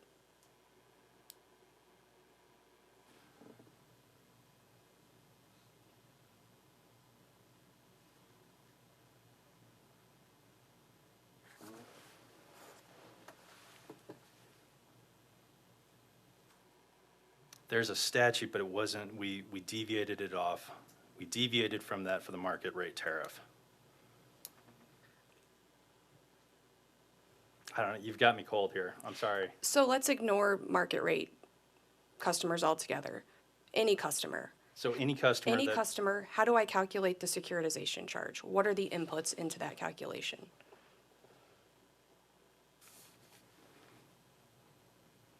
the monthly demand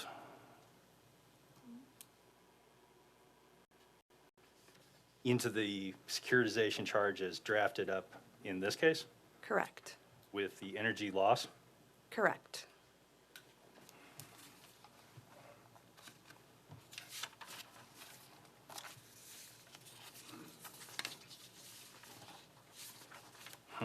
I'm going to have to object a little bit here because I don't know how he can be expected to answer that question when the tariff has not yet been completed by Ms. Lange and Mr. Lutz.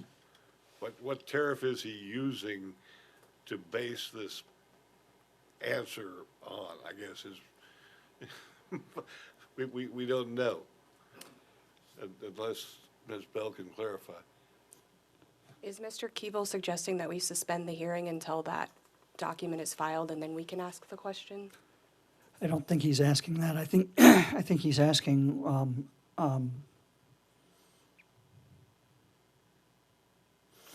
What are you asking? If she's asking Dr. Mark to compute a rate based on something, we need to know what the something is she's asking him to base that rate on. And, I mean, so what tariff is she referring to have him calculate a rate? I didn't get the impression that she was asking him to calculate a rate at this point, but asking him what would go into calculating a rate. Did I misunderstand that? No, that was exactly my question, Your Honor. What are the inputs in calculating? We know, if you know the threshold, if you know the usage, and you know the rate, and you know the load factor, and you know the level of service, how do I utilize those knowns to calculate what the impact would be On a customer or a customer class? on a customer? On a customer. I'm going to overrule the objection and allow her to ask that question and Dr. Mark to answer. Yeah, Ms. Bell, I can't answer that with the information that I have in front of me. Yeah, to be clear, what I did here was I reviewed both Mr. Lutz and Ms. Lange's testimony. Mr. Lutz put out a formula that did not seem to be in adherence with the statute as it was drafted. I reviewed Ms. Lange's testimony as well. It was similar in nature as what was filed in the previous Empire case, which was accepted by parties in that case. My understanding with the Ms. Lange's testimony, and the reason ultimately why OPC supported Ms. Lange's testimony, was premised on threefold reasons. Making sure that customers... I think that's true up- outside the scope of my question, Your Honor. I was just asking about the inputs, whether or not he could calculate. I think the response is no. I think it's been answered. Thank you. I agree. So just,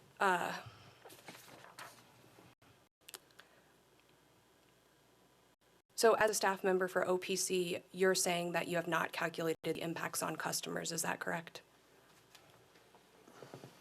I've reviewed what the calculations were that were in the work papers of both the company and the PSC staff.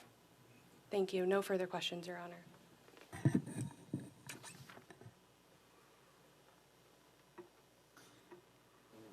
Any cross-examination from Nucor? Very briefly. Dr. Mark, do you have a copy of your testimony, Exhibit 208, in front of you? I do. Could you turn to what's been marked as page 2? And I'd like you to take a look at lines 12 and 13. You don't need to read them out loud if you just take a look at them very quickly. I'm there. So are you familiar with the statutory exemption for customers taking service under a special contract entered into prior to August 28, 2021? Yes. And is it your understanding that Nucor takes service under such a special contract? Yes. And tariff SIL for Evergy applies to Nucor, is that correct? That's correct. The Office of Public Counsel, in your testimony, is not proposing to apply the SUTC to Nucor, is that correct? That is correct. And with respect to the statutory exemption for special contract customers, do you believe that the non-unanimous stipulation proposal complies with that exemption? I do. And I believe you affirmed to a certain extent Ms. Lange's testimony on this issue, is that correct? On the rate design and the SUTC not applying to Nucor? That's what my testimony says. Okay. So you believe that the staff's proposal also complies with the statutory exemption by not applying the SUTC to Nucor? Yes. No further questions, Judge. Thank you. Thank you, Dr. Mark. Any cross-examine from MECG? No, thank you, Your Honor. Any cross-examination from the commission staff? No question.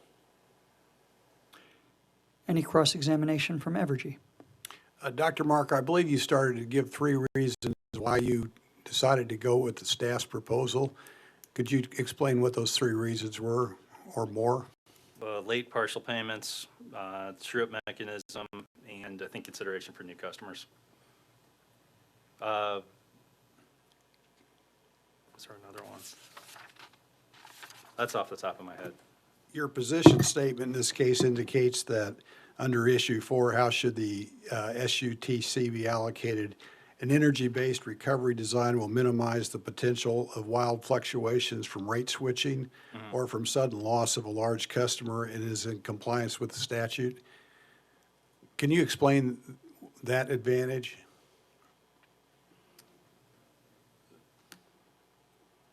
The true-up mechanism, so the loss-adjusted energy sales would occur on a more, on an annual, I guess biannual basis, to allow fluctuations between customer bases. So one of the concerns that we've heard echoed in this case is that. I'm sorry, what was it? One of the concerns that we've heard echoed in this case is that customers would switch classes, for a variety of reasons. And that, honestly, that's pretty typical within any given rate case. So the energy loss adjusted basis should help minimize that impact, is my understanding.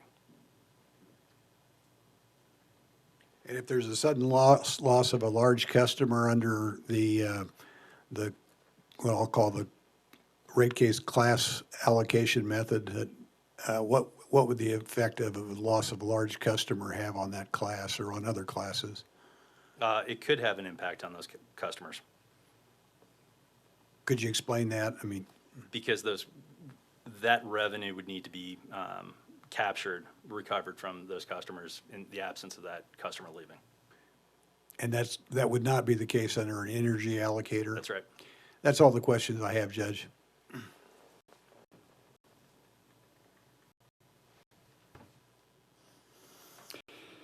Any questions from commissioners? I have no questions for this witness either. Any redirect from public counsel? Yes, Your Honor, just very briefly. Dr. Mark, counsel for Velvet Tech asked if you had calculated the impact on customers. Do you remember that? I do. Do you normally calculate the impact of a proposed rate on what the impact a proposed rate would be on a single specific customer? No, I don't. When Looking for the impact on customers, what does guide your analysis typically?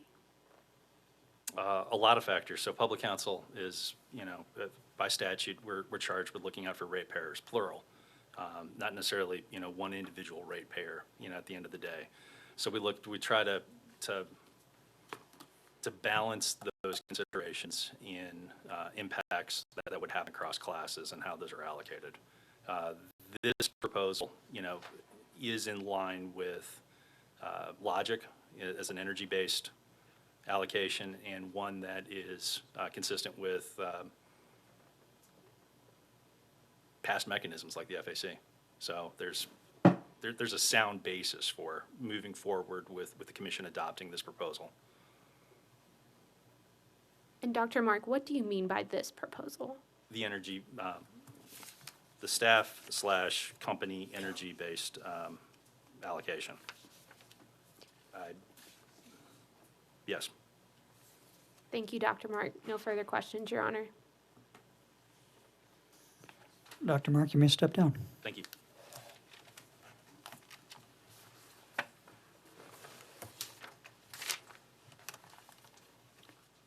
Public counsel, you may call your next witness. The OPC calls Mr. John Robinette to the stand.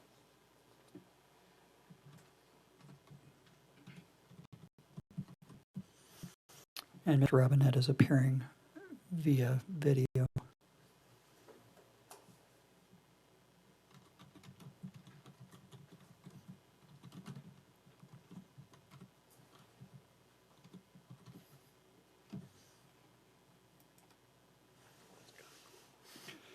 Mr. Robinette, would you raise your right hand to be sworn? Do you solemnly swear or affirm that the testimony you're about to give at this evidentiary hearing is the truth? I do. Thank you. Go ahead, OPC. Thank you. Good afternoon, Mr. Robinette. Please state your name and spell it for the record. John A. Robinette, and it's Robinett. By whom are you employed and in what capacity? The Missouri Office of the Public Counsel as a utility engineering specialist. Are you the same John Robinette who caused to be prepared rebuttal testimony in this matter? Yes. Do you have any corrections or additions to your written testimony that has been pre-marked as exhibits 207P and 207C? I do not.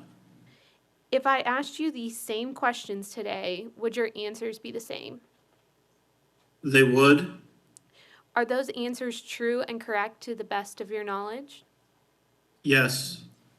Your Honor, I offer exhibits 207P and 207C for admittance and tender the witness for cross. Any objections to admitting Exhibit 207P and Exhibit 207C onto the hearing record? Exhibit 207P and Exhibit 207C are admitted onto the hearing record. And I'm sorry, you already tendered the witness, is that correct? Any cross-examination of this witness from Velvet? No, Your Honor, thank you. Any cross-examination of this witness from Nucor? No questions, Judge. Any cross-examination of this witness from MECG? No, thank you, Your Honor. Any cross-examination from the commission staff? No, Judge. Any cross-examination from Evergy? No, thank you, Judge. Are there any commission questions from commissioners? And I have no questions for this witness. Mr. Robinette, thank you for your time, and I would say you may step down, but I think you're at your house. Yep, thank you, Judge. Hope you feel better. Thanks, Jim. And at this time, you wanted to wait till tomorrow for your remaining witnesses, is that correct? Yes, Your Honor. Okay, well, we are ahead of... Sorry, Your Honor, one other thing. I do have an exhibit that I would like to offer, and I don't know that I have any additional questions for tomorrow, so I think I would request to be excused. Okay, go ahead. I'd like to go ahead and offer what's been marked Exhibit 506. It's the second amended report in order in file number EO-2022-0061. Would you give me that number again, please? Sure, it's EO-2022-0061. And it's been marked Exhibit 506.